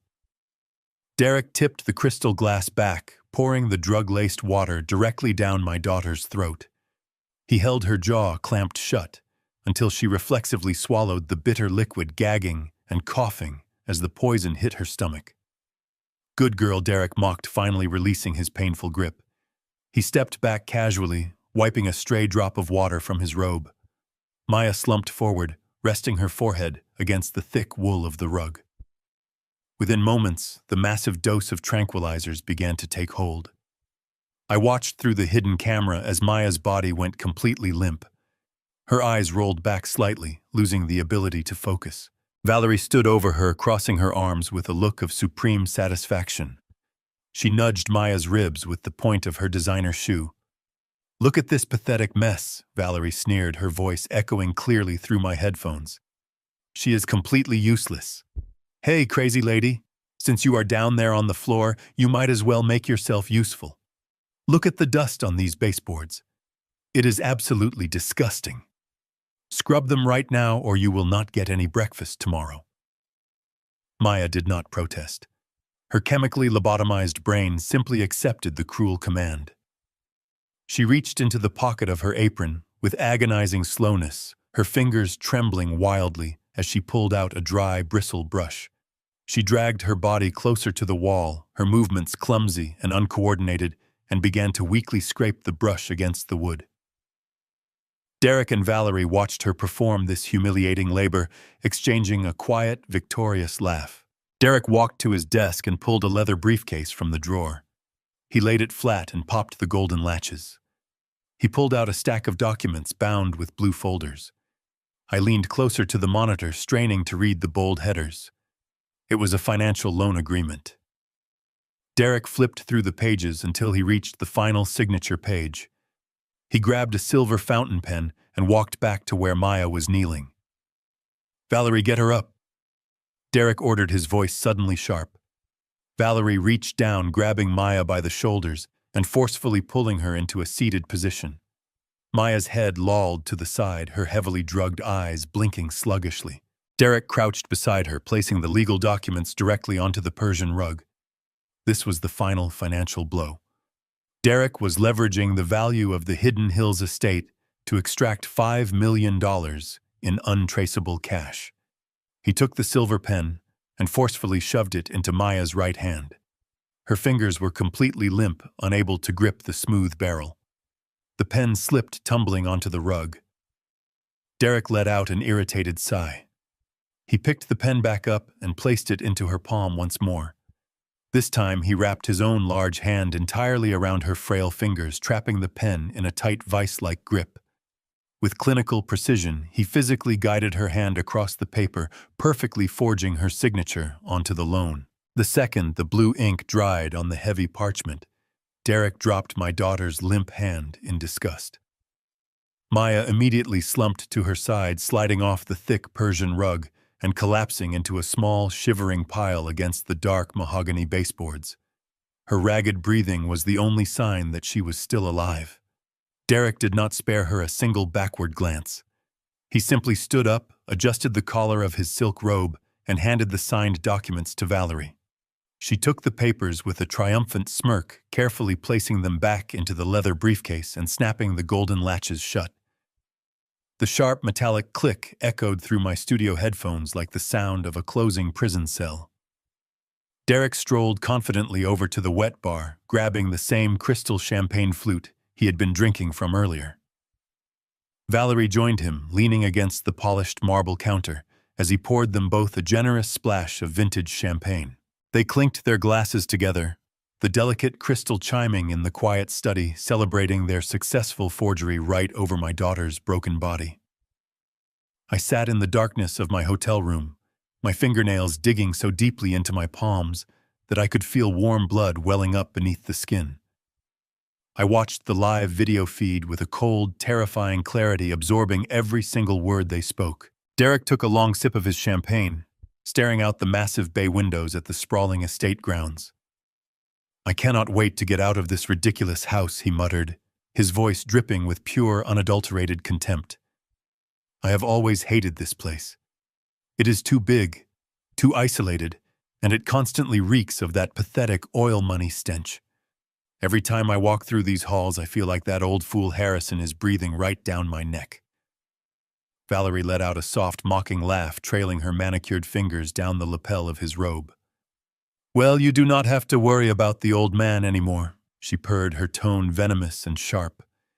He is sitting in some cheap hotel downtown, completely oblivious, crying over his poor, sick daughter. We played him perfectly. Derek sneered, taking another aggressive sip from his glass. He is a dinosaur, Valerie. A clueless, uneducated laborer who got lucky with a few smart investments. He spent 40 years freezing on an oil rig, inhaling toxic fumes, thinking he was building a legacy. He thought he could buy his way into high society by handing me the keys to this estate. He honestly believed I wanted to play the role of the devoted family man for the rest of my life. I never wanted his daughter. I just wanted the access. I leaned closer to the glowing monitor, the harsh blue light reflecting off my face. The depth of Derek's deception was staggering, but what he said next froze the blood in my veins. Valerie set her glass down and crossed her arms, her expression turning serious. "Are you absolutely certain the $5 million will be enough to call off the dogs?" she asked, her voice dropping to a harsh, anxious whisper. Derek ran a hand down his face, the smug confidence momentarily fracturing to reveal a deep, authentic panic. "It has to be enough," he replied, his tone suddenly tight and defensive. "You know exactly what those people are capable of doing." I lost everything, Valerie. Every single dollar of the firm's capital was wiped out in that massive cryptocurrency collapse. I thought I was making a genius play, a move that would make me richer than Harrison could ever dream. Instead, I ended up owing $7 million to a brutal Russian syndicate. They do not care about market fluctuations. They do not care about my apologies. They sent 2 men to my office last month, and they made it exceptionally clear that if I do not deliver $5 million in untraceable cash by the end of this month, they will kill me, and they will likely kill you too. The pieces of the puzzle clicked together with devastating precision. Derek was not just a greedy, arrogant broker looking to steal my family fortune. He was a desperate, cornered rat, bleeding my estate dry to save his own miserable life from the Russian mob. The conservatorship was never about protecting Maya. It was a sophisticated, legally sanctioned mechanism to bypass the strict trust protocols I had established. By declaring me dead and having Maya legally deemed mentally incompetent, Derek had granted himself absolute, unfettered access to the equity of the Hidden Hills property. He was using the home I bought with my blood and sweat as a massive automated teller machine to pay off violent criminals. Valerie sighed, picking up her glass again. "We have worked too hard to let some foreign thugs ruin our plans," she said coldly. "We have kept her sedated for 2 years. We have hidden the boy. We fabricated the entire medical history.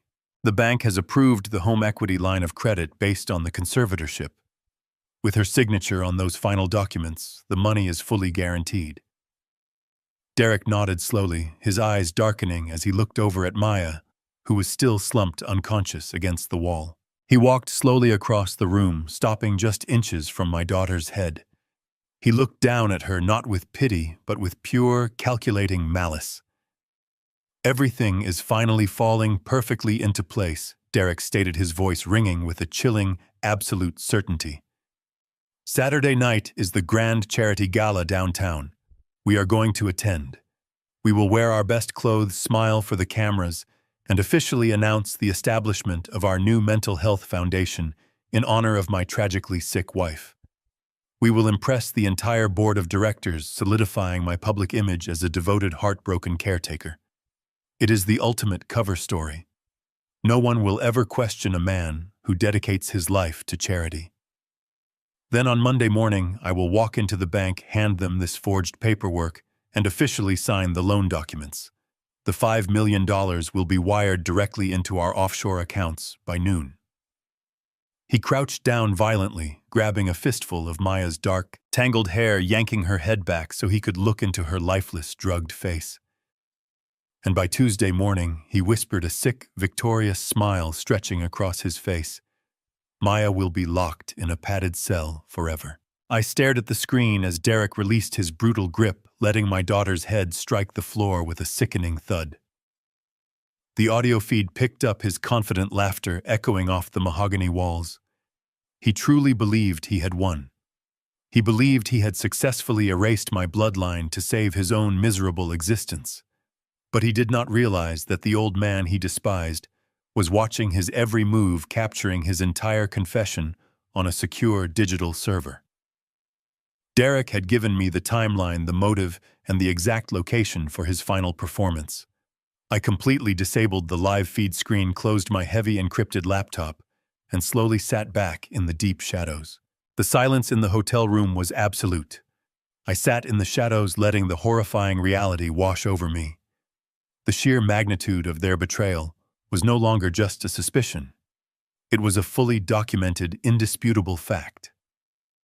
I packed my heavy encrypted laptop into my leather satchel. I placed the thick manila envelope containing the toxicology reports and the DNA results right next to it. In my breast pocket, resting over my heart, was the blood-stained cocktail napkin. I had the complete puzzle. I had the audio of Derek confessing to his massive cryptocurrency losses. I had the video of him chemically lobotomizing my daughter and forcing her to sign over the equity of the $8 million estate. I had undeniable proof of his ties to a brutal international crime syndicate. I zipped my jacket, walked out of the sterile hotel room, and drove straight back to the financial district as Los Angeles began to wake up around me. The morning sun felt very cold and distant. My mind was now singularly focused on the execution of my vengeance. I arrived at Jonathan's office tower just as the glass doors were unlocked for the day. I bypassed the receptionist, striding down the carpeted hallway with the heavy steps of a man marching to war. When I pushed open the heavy oak door to the corner office, Jonathan was not alone. Standing near the floor-to-ceiling windows was a tall, sharply dressed man with a stern, weathered face and a posture that radiated authority. Jonathan quickly stood up from his desk, gesturing toward the stranger. "Harrison Jonathan," said, his voice tense and hushed. "This is Special Agent Marcus Thorne. He is a senior operative with the Federal Bureau of Investigation, specifically heading the Financial Crimes and Organized Syndicate Division. I called him the moment I verified the forged international death certificate in the county database. He has been tracking the Russian syndicate Derek mentioned for over 3 years." I walked over to the mahogany conference table in the center of the room. I unlatched my leather satchel and began to lay out my arsenal. I did not speak right away. I let the evidence do the talking. First, I placed the thick stack of rapid testing laboratory results on the polished wood. I pointed to the glowing yellow highlights indicating the massive sustained doses of haloperidol and rohypnol that were currently stripping away my daughter's mind. Next, I placed the DNA test, confirming that the little boy hidden in the house was my biological grandson. Then I reached into my jacket and gently laid the crumpled, blood-stained napkin on top of the medical files. Finally, I opened my laptop, entered my encryption keys, and played the audio and video recordings I had captured through the smart home surveillance network. Agent Thorne leaned over the table, his sharp eyes absorbing every detail. He listened to Derek's recorded voice confessing to the $5 million debt. He watched the clear, high-definition footage of Valerie violently dragging my frail daughter across the study floor. He saw Derek forcefully wrap his hand around Maya's limp fingers to forge the loan documents. The seasoned federal agent, a man who had likely witnessed decades of corporate greed and violent crime, clenched his jaw in visible disgust. The room fell into a heavy, suffocating silence as the video feed ended. Agent Thorne pulled his cell phone from his interior jacket pocket. "Mr. Cole," he said, his voice firm and completely authoritative. "This is a severe active hostage situation, coupled with multi-million-dollar wire fraud and ties to a known violent syndicate. I am calling the regional field office right now. We are going to dispatch a tactical response team. We will breach the perimeter of the Hidden Hills estate within the hour. Secure your daughter and your grandson and put both Derek and Valerie in federal custody before noon." I stepped forward and slammed my clenched fist down onto the solid mahogany table. The loud, violent crack echoed like a gunshot through the quiet office, causing both Jonathan and Agent Thorne to jolt backward in surprise. "No," I growled, my voice dropping into a low, dangerous register that demanded absolute obedience. "You are not going to breach that house today. If you send a tactical team in right now, it is just a standard arrest. Derek will hire a team of expensive defense attorneys. He will claim the psychiatric medication was a miscalculation by a rogue nurse. He will spin the financial fraud as a desperate mistake under extreme duress from the cartel. He will drag my traumatized daughter through years of agonizing court battles. A simple morning raid is far too merciful for what they have done to my bloodline. I do not just want an arrest. I want total, absolute, and highly public annihilation. Agent Thorne lowered his cell phone, his eyes narrowing as he assessed the dangerous resolve burning in my expression. "You are playing a very risky game," Mr. Cole, Thorne warned calmly. "Your daughter is in severe physical and psychological danger. Every hour she remains in their custody increases the risk to her life. I know exactly what the risks are." I fired back, leaning heavily over the table until I was inches from the agent's face. I survived 40 years on the most dangerous offshore oil rigs in the world by anticipating the pressure, by knowing exactly when to vent the valves and when to let the fire burn. Derek is a narcissist. He operates entirely on ego, public perception, and the illusion of absolute control. If we arrest him quietly in his pajamas on a Tuesday morning, he retains a shred of his dignity. We have to destroy him at the exact moment he believes he is a god. I pointed to the frozen video frame of Derek smiling in his silk robe. Saturday night, I continued, my voice cold. Derek is hosting a massive charity gala in the Grand Ballroom. He has invited the city's wealthiest developers, prominent brokers, and the board of directors for his fabricated foundation. He plans to stand on a brightly lit stage wearing a tuxedo and play the tragic husband raising money for his ill wife. He wants to secure his public image before he signs the $5 million home equity loan on Monday morning and locks my daughter in a state ward on Tuesday. I want to let him host that gala. I want to let him invite the absolute elite of the city. I want him to stand under those bright lights holding a crystal glass of champagne surrounded by applause at the untouchable peak of his arrogance. That is when I will rip the floor entirely out from under him. Thorne stared at me for a long moment. He looked down at the blood-stained napkin. He recognized the immovable force of a father seeking ultimate justice. "We have a deal, Mr. Cole," he agreed quietly. "We will let him have his grand stage. My federal agents will go undercover as the event staff. And when he takes the microphone, we will bring the curtain down." Saturday night descended upon the Hidden Hills estate like a heavy velvet curtain. The $8 million mansion was now glowing with the warm, artificial light of crystal chandeliers. I parked down the road and walked the rest of the way. The circular driveway was packed with luxury vehicles. Ferraris and Bentleys glinted under the security lights. Valets hurried back and forth, opening doors for the absolute elite of Los Angeles. These were the wealthy developers, the prominent brokers, and the corrupt bankers Derek had invited to witness his grand performance. I bypassed the main iron gates entirely. I knew every blind spot, every shadow, and every hidden access point on this property. I slipped silently through the reinforced catering entrance at the rear of the kitchen, wearing a sharply tailored black suit that blended perfectly into the darkness. Inside the massive kitchen was a chaotic whirlwind of culinary activity. Undercover federal agents, dressed flawlessly as high-end catering staff, moved smoothly among the real chefs. They carried silver trays of expensive caviar and poured vintage wine, their eyes constantly scanning the room, waiting for the signal. One of the agents caught my eye. He gave me a single, barely perceptible nod. The trap was set. The guillotine was raised. I walked past the bustling prep stations and slipped through the swinging doors that led directly into the grand foyer. The transformation of my daughter's sanctuary into a playground for the rich made my stomach turn. A string quartet played a soft melody, drifting over the murmur of wealthy socialites mingling in designer gowns and custom tuxedos. I moved silently along the perimeter of the room, keeping my head down.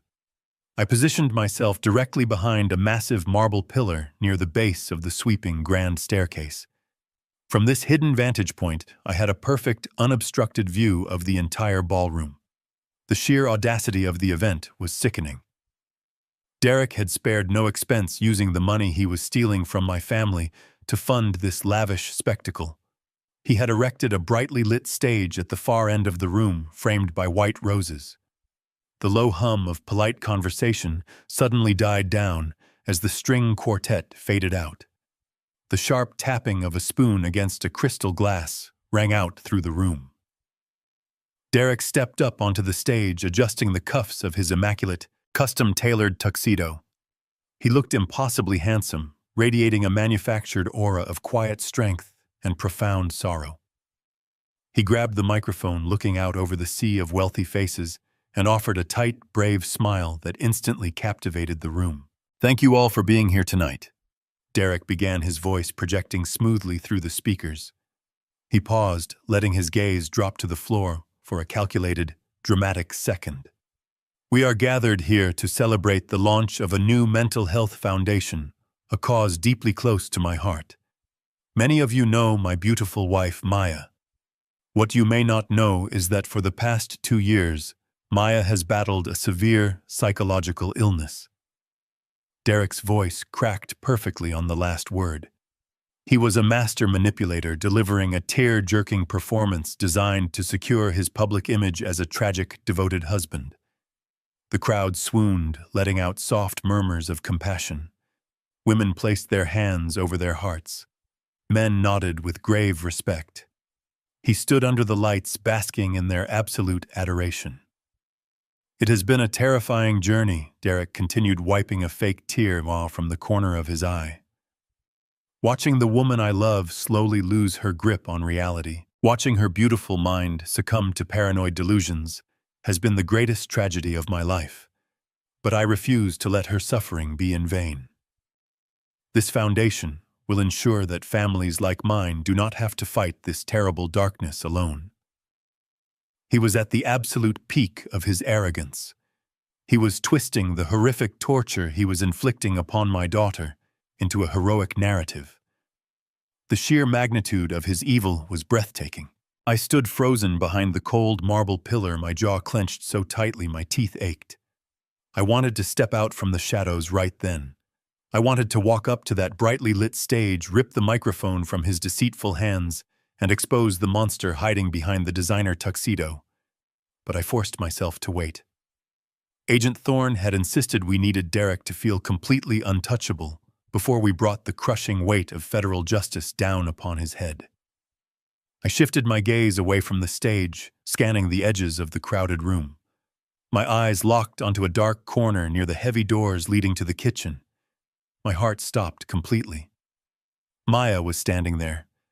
She was heavily drugged, her skeletal frame practically swallowed by the degrading, oversized gray maid uniform Valerie forced her to wear. She looked like a ghost haunting her own home.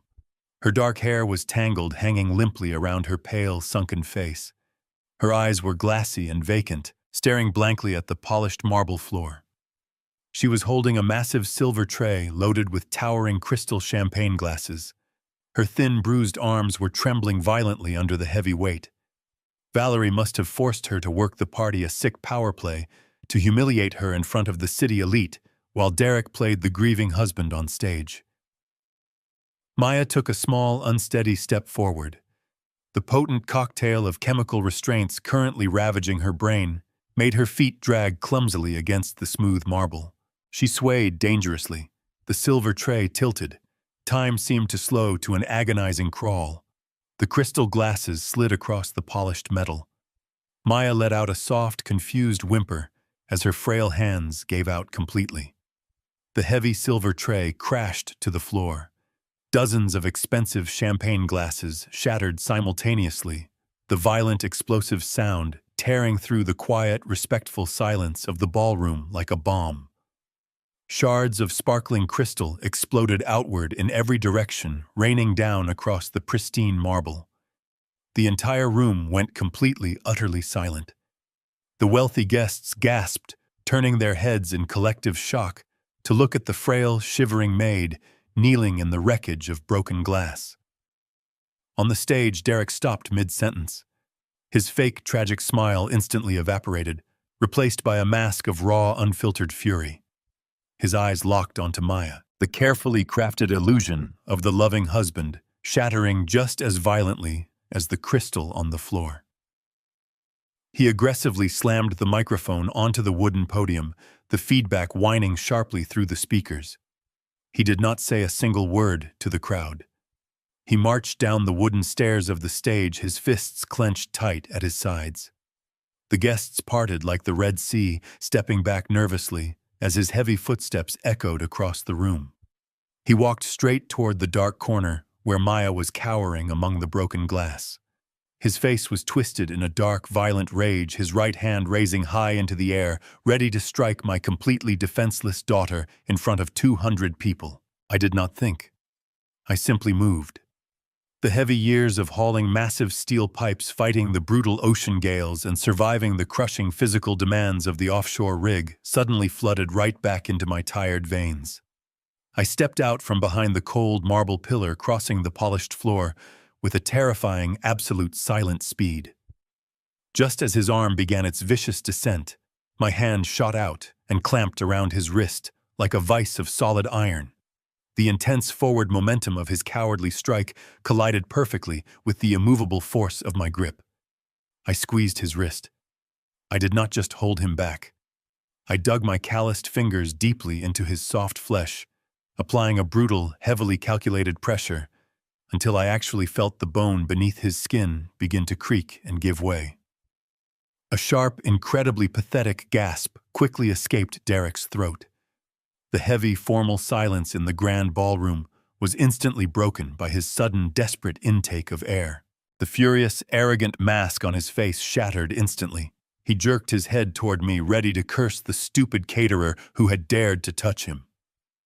But when his eyes finally locked onto my face, all the color violently drained from his skin. He looked exactly as if the solid marble floor had just opened up beneath his expensive leather shoes to swallow him whole. His mouth opened and closed silently, his eyes bulging with absolute, unadulterated terror. He was looking at a dead man. He was looking directly at the ghost he had legally manufactured, the man whose fortune he was actively stealing, standing right in front of him in the flesh. "Dad," he finally stammered, his voice incredibly weak, trembling, and completely stripped of its former theatrical authority. What are you doing here?" He tried to pull his arm away, but my grip only tightened, locking him in place. I ignored his pathetic question. I looked past him down at the floor where Maya was trembling among the sharp shards of broken crystal. Her glassy, unfocused eyes slowly drifted up to meet mine. Even through the heavy, suffocating fog of the chemical restraints they had forced down her throat, I saw a tiny, desperate flicker of recognition spark in her beautiful eyes. She let out a soft, confused sob, leaning her fragile body toward my legs, as if seeking shelter from a terrible storm. I stepped smoothly in front of her, placing my body completely between my vulnerable daughter and the monster who had enslaved her. A wave of frantic, confused murmurs rolled across the massive ballroom. The wealthy socialites, the prominent developers, and the corrupt bankers began whispering to one another, clearly disturbed by the sudden, highly unusual physical altercation interrupting their elegant evening. On the brightly lit stage, Valerie had frozen completely still, trapped perfectly in the blinding glare of the expensive spotlights. Her hands were gripping the edges of the wooden podium so tightly her knuckles were pure white. She stared down at me with wide, severely panicked eyes, realizing in a single second that their entire intricate web of deceitful lies was rapidly unraveling right before her. But Derek, ever the desperate narcissist, stubbornly tried to salvage his crumbling public performance. He swallowed hard nervously, clearing his tight throat, forcing a weak, incredibly fake smile onto his sweaty face as he turned his head toward the bewildered crowd of elite guests. "Ladies and gentlemen," Derek announced, his voice shaking terribly as he tried to project over the rising murmurs. "Please do not be alarmed. This is an absolute miracle. This is my father-in-law, Harrison Cole. We were told he perished in a tragic offshore accident 2 years ago. I cannot believe my eyes. He has returned to us." He tried to laugh, a hollow, desperate sound that fell completely flat in the tense, heavy atmosphere. He looked back at me, his eyes silently pleading with me to play along with the charade, begging me to maintain the polite, civilized illusion of the grand charity gala. He was still trying to survive. He still believed he could talk his way out of the guillotine. I did not say a single word. I simply refused to dignify his absolutely pathetic, desperate performance with any kind of verbal response. I maintained my crushing, painful grip on his wrist, my eyes boring directly into his terrified soul. I slowly reached into the interior breast pocket of my customized, tailored black suit with my free hand. I pulled out my heavy cell phone. The screen was already glowing brightly with the master control interface of the estate's highly encrypted smart home network around the perimeter of the sprawling ballroom. I could see the undercover federal agents shifting smoothly into their tactical positions, their hands moving subtly toward their concealed weapons, waiting silently for my final signal. I looked directly at Derek, allowing a cold, merciless smile to touch my lips. I pressed a single bright, glowing red button on my phone screen. The entire digital architecture of the mansion engaged instantly. A series of heavy metallic thuds echoed in rapid succession around the massive room as the thick oak doors automatically slammed shut and the heavy electronic deadbolts locked firmly into place. The crowd gasped in collective shock as the exits were completely sealed. The soft, elegant music of the string quartet was abruptly cut off, replaced by the humming of the central audio system, rerouting its primary feed. All the ambient lighting in the ballroom dimmed simultaneously, plunging the wealthy guests into a tense, shadowed twilight. Directly behind the wooden podium on the stage, the massive projector screen that had been displaying the fake, beautifully designed logo of Derek's Mental Health Foundation suddenly flickered. The bright white charity emblem completely vanished. The room plunged into absolute silence for a fraction of a second before the screen bloomed with high-definition video footage. It was the hidden camera feed from the mahogany study recorded just a few days ago. The massive speakers mounted strategically around the perimeter of the grand ballroom crackled to life, broadcasting the crisp, perfectly captured audio to every single person in the enclosed room. The 200 prominent guests stared in sheer, unadulterated horror as the crystal-clear video began to play. They watched paralyzed and completely silent as the massive 10-foot-tall projection showed Valerie violently dragging my frail daughter into the dark study by her hair. They heard Valerie's cruel, mocking voice echoing loudly off the walls, demanding that Maya scrub the wooden baseboards or starve. The collective gasp from the wealthy audience was deafening. I felt Derek's knees literally buckle beneath him as he watched his own giant image suddenly appear on the bright screen, casually crushing 3 heavy tranquilizer pills into a crystal glass of water. The pristine, heroic public facade he had just sold them burned to ashes in a single instant. The entire elite society of Los Angeles watched in breathless, absolute terror as the man on the screen brutally clamped his hand over my daughter's jaw, violently forcing the toxic chemical poison down her throat. The giant projection screen illuminated the ballroom with a pale light. Everyone stood completely paralyzed, their eyes locked on the undeniable evidence of pure evil playing out before them. The high-definition video shifted seamlessly from the dark mahogany study to the lavish master bedroom. The hidden camera captured Derek pacing across the plush carpet, holding his cell phone tightly to his ear. The massive surround sound speakers now broadcast his arrogant voice with crystal-clear precision. The audio bounced off the marble pillars, echoing loudly right in the center of my chest.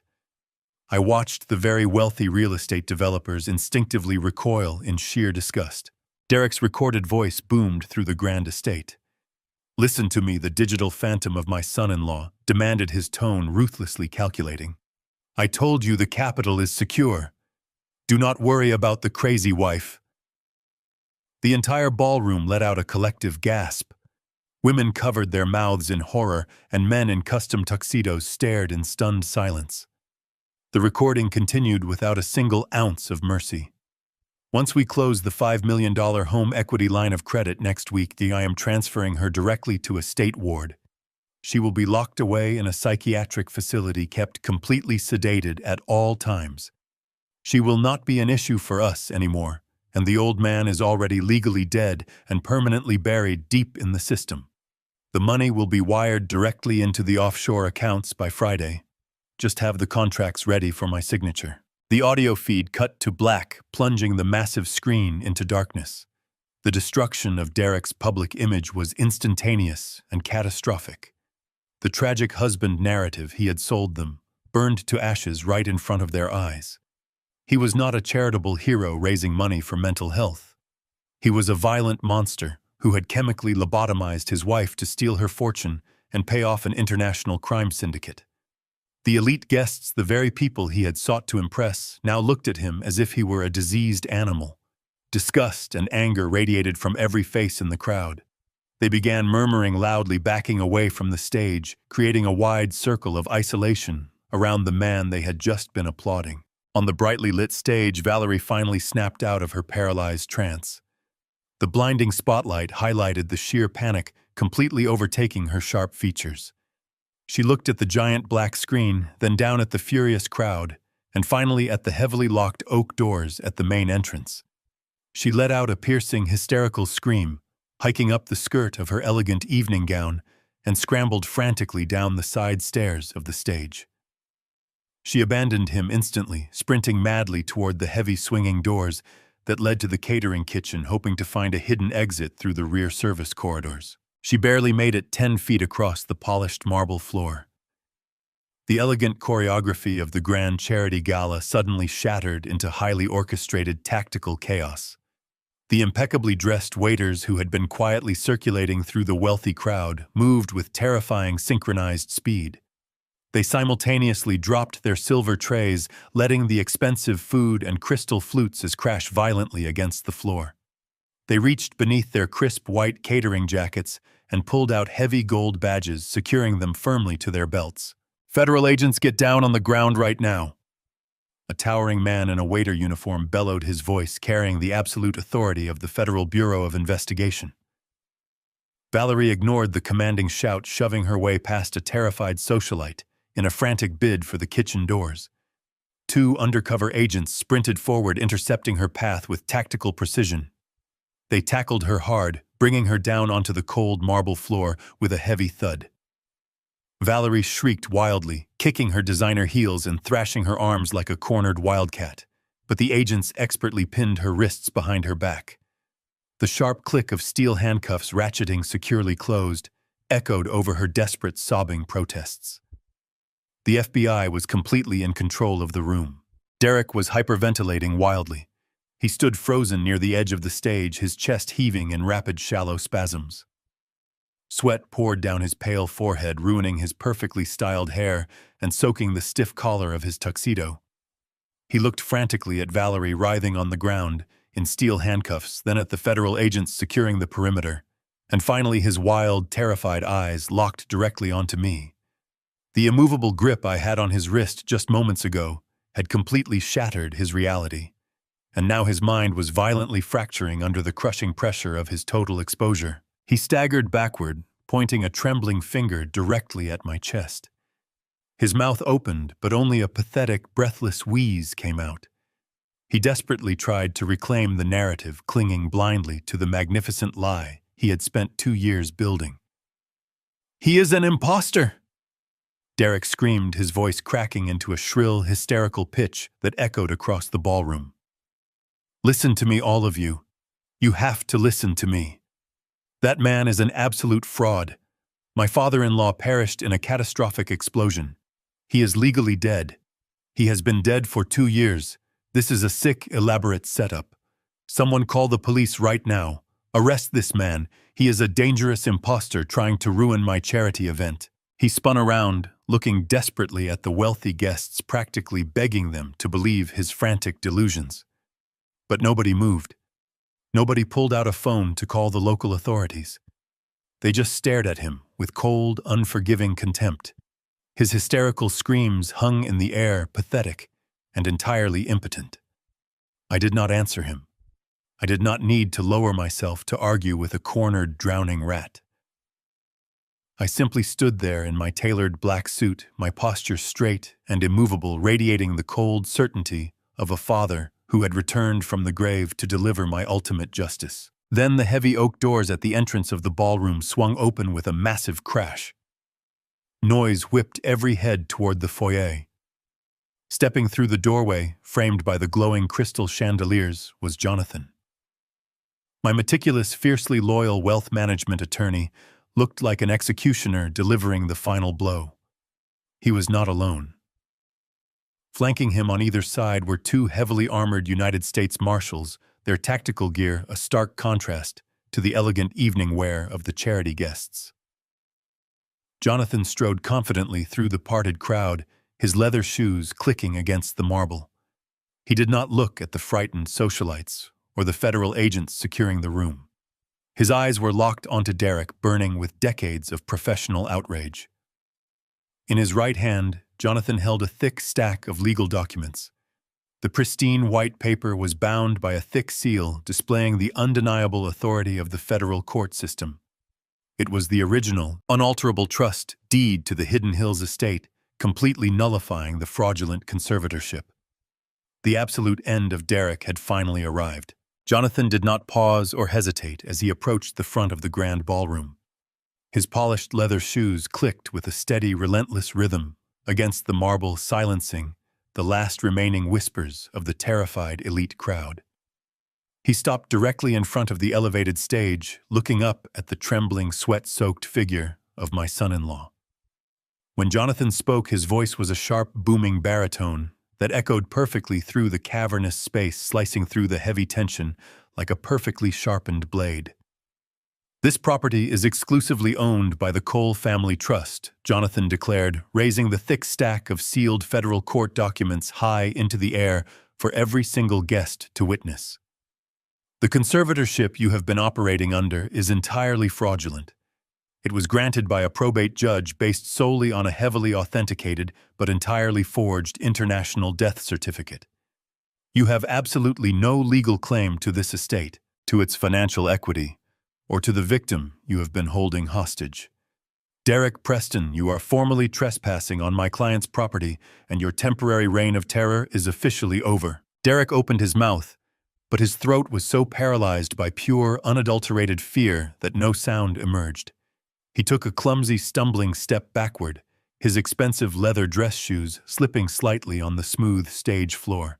He looked wildly toward the heavy oak doors, desperately searching for any possible avenue of escape, but the two heavily armored United States Marshals immediately stepped forward, completely blocking the only primary exit.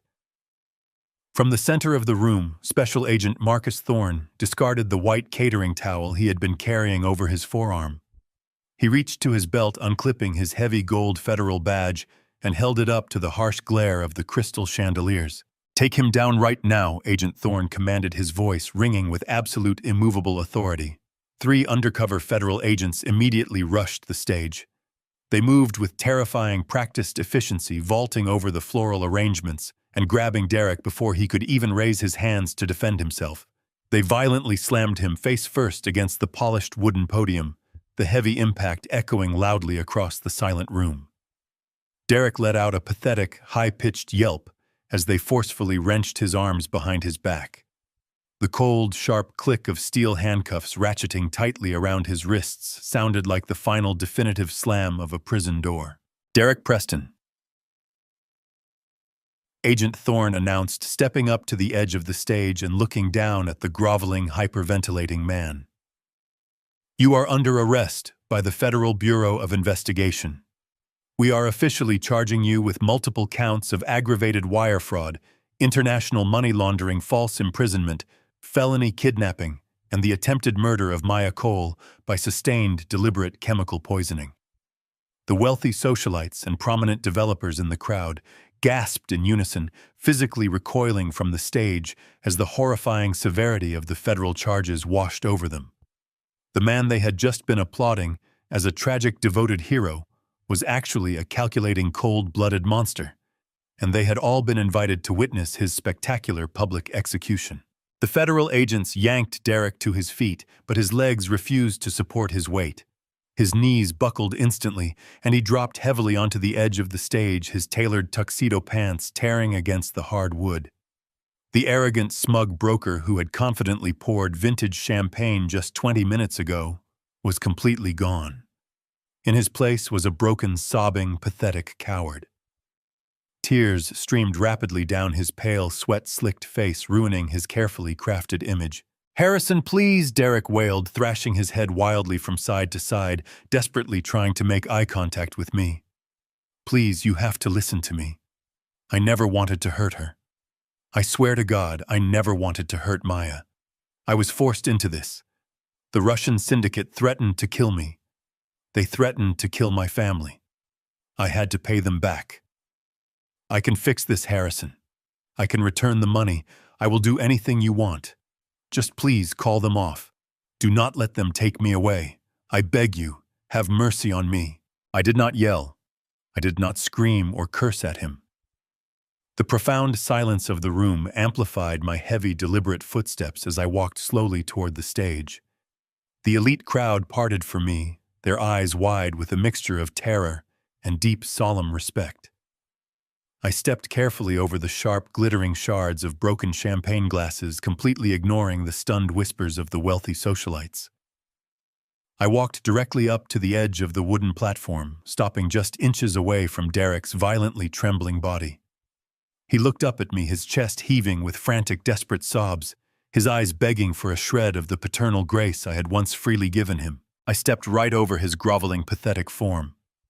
I crouched down, balancing my weight on the toes of my steel boots, and brought my face incredibly close to his. I leaned in, ensuring that my words were meant for his ears and his ears alone. I lowered my voice into a chilling, absolute whisper that carried the full, devastating weight of my 40 years of hard, unforgiving labor. "You wanted to wash money for the brutal Russian cartel," I whispered, watching the raw, primal fear completely dilate his pupils. "You thought you could use the blood and sweat of my family to cover your pathetic, greedy mistakes, but you underestimated the man you tried to bury." "I did not just find the hidden camera footage, Derek.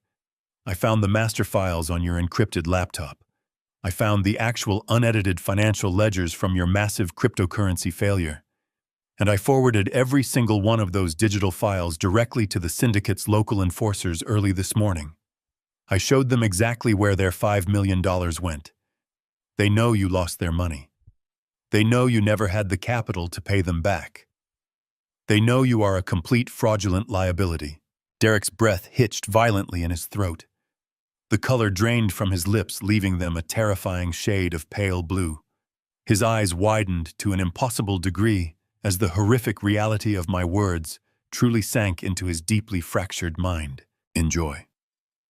Federal prison. Derek." I whispered, maintaining my cold, unblinking stare as I delivered the final fatal blow to his existence. "It is the absolute safest place you can possibly be right now.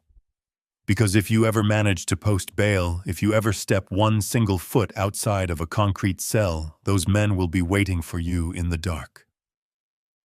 I stood up slowly, straightening my tailored jacket, and smoothly turned my back on him. The sheer, overwhelming terror finally broke through the last remaining barriers of his sanity. He let out a deafening, blood-curdling scream of pure, absolute panic. The federal agents grabbed him by his ruined tuxedo and dragged his thrashing, screaming body forcefully out through the heavy oak doors into the cold night. The heavy oak doors clicked shut, sealing the chaotic nightmare outside. The federal agents efficiently cleared the grand ballroom, ushering the remaining shocked and bewildered guests out into the cold night air. Within minutes, the sprawling estate transformed from a frantic crime scene into a perfectly still sanctuary. The string quartet had long since fled, and the only sound left in the massive space was the gentle, rhythmic sweeping of a few agents carefully collecting the shattered crystal from the polished marble floor. I did not care about the mess or the lingering whispers of the elite socialites who were now speeding away in their luxury cars. My singular focus was entirely on the dark corner of the room. I walked slowly toward the shadows, my heavy footsteps echoing in the sudden quiet. Maya was still huddled on the floor, shivering violently in her oversized, degrading gray maid uniform. She had pulled her knees tightly to her chest, her thin arms wrapped around her legs in a desperate, deeply ingrained posture of sheer self-preservation. The heavy chemical restraints Derek and Valerie had forced into her system were still clouding her mind, but the raw, unadulterated fear that usually paralyzed her features had begun to crack. I knelt down gently in front of her, ignoring the shards of glass digging into my tailored suit. I took off my heavy black jacket and wrapped it carefully around her trembling, fragile shoulders. The thick fabric engulfed her, offering a small, immediate layer of warmth and absolute safety. I reached out my calloused hands, gently brushing the tangled, damp hair away from her pale face. I did not speak right away. I just let her feel the undeniable physical proof that her father was truly there. Maya leaned her head against my chest, burying her face into my pristine white shirt, and let out a long, ragged exhale that sounded like a soul finally being released from purgatory. A soft, hesitant patter of small feet suddenly echoed from the sweeping, grand staircase. I looked up. Standing on the bottom landing, rubbing his sleepy eyes, was a tiny, incredibly confused little boy. He was wearing faded cotton pajamas, his dark hair messy from sleep. He looked around the vast, empty ballroom, staring at the federal agents and the broken glass before his innocent, wide eyes finally landed on us. He had likely been locked away in a dark upstairs room for the entire evening, hidden from the world like a shameful secret. Maya lifted her heavy head, her glassy eyes suddenly filling with a fierce, desperate maternal clarity. She reached a trembling hand out toward the stairs. "Leo," she whispered, her voice incredibly weak and raspy from disuse, but laced with profound love. I stood up slowly, keeping one protective hand firmly on my daughter's shoulder, and walked over to the staircase. I crouched down to the little boy's eye level. He looked at me with a mixture of innocent curiosity and gentle apprehension. He had the exact same deep, soulful brown eyes as his mother. I reached out, wrapping my strong, steady arms around his small frame, and picked up my grandson for the very first time. He felt incredibly light, but holding him anchored my soul completely. I carried him back across the marble floor and gently placed him directly into his mother's waiting arms. Maya pulled him against her chest, burying her tear-stained face into his soft hair. The three of us sat there on the cold marble floor of the grand foyer, surrounded by the absolute wreckage of Derek's deceitful empire finally united. 3 months passed. The transition from a chaotic living nightmare back into a peaceful, dignified reality was a slow, incredibly deliberate process. The Hidden Hills mansion, once a terrifying prison of chemical restraints and psychological torture, had been entirely purged of its dark history. The federal authorities had formally seized all of Derek's remaining fraudulent assets. He and Valerie were currently sitting in maximum security federal holding cells, awaiting a heavily publicized trial that would undoubtedly send them away for decades. The Russian syndicate had completely abandoned him, leaving him isolated, terrified, and totally exposed. We were sitting on the expansive rear patio of the estate, bathed in the warm golden light of the late afternoon sun. The air smelled of fresh, blooming jasmine and eucalyptus. Maya had just returned home the previous week from a highly specialized private detoxification rehabilitation center. The agonizing, deeply complex process of safely flushing the heavy sedatives and dangerous antipsychotics from her delicate system had been a monumental battle. But she had fought with the quiet, unyielding strength she inherited directly from my bloodline. I sat comfortably in a plush outdoor armchair, a steaming cup of dark coffee resting on the small table beside me. I watched my daughter through the open glass doors of the grand living room. She was sitting gracefully at the black grand piano, her posture perfectly straight, her eyes clear, bright, and deeply focused. She was not a maid anymore. She was not a medicated ghost haunting her own hallways. She was the absolute, undisputed master of her house. Her slender fingers danced smoothly across the ivory keys, playing a soft, beautiful, and incredibly complex melody that drifted effortlessly out onto the sunlit patio. Out in the sprawling, manicured garden, little Leo was running wildly across the pristine green grass. He was chasing a brightly colored ball, his loud, carefree laughter echoing cheerfully through the warm evening air. Jonathan had secured the boy's legal status completely, ensuring that Derek's name was permanently scrubbed from all parental rights and custody agreements. The dark cloud that had suffocated this property was entirely gone. I leaned back in my chair, taking a slow, deep breath of the fresh Los Angeles air. I looked at the solid, beautiful architecture of the $8 million mansion, knowing that the empire I had built with decades of my own blood, sweat, and physical suffering was finally safe. The massive wealth I had accumulated was no longer a target for greedy, parasitic monsters. It was a secure, heavily fortified fortress for the people I loved most in this world. The profound peace that settled over the estate was the ultimate, undeniable victory. Evil rarely kicks down your front door wearing a mask. It usually walks right in with a warm smile, wearing a tailored suit, demanding your trust. I spent my life drilling through hard ocean rock, thinking the greatest dangers were out in the wild, only to find that the most lethal monsters sit at our dinner tables. Never ignore the quiet alarms your instincts raise. Blood may make you related, but loyalty, fierce protection, and absolute truth are what make a family. Protect your legacy, because if you do not fiercely guard what is yours, a smiling wolf gladly will. Have you ever trusted someone who turned out to be a wolf in hiding? How did you uncover their malicious lies? Please share your story in the comments below.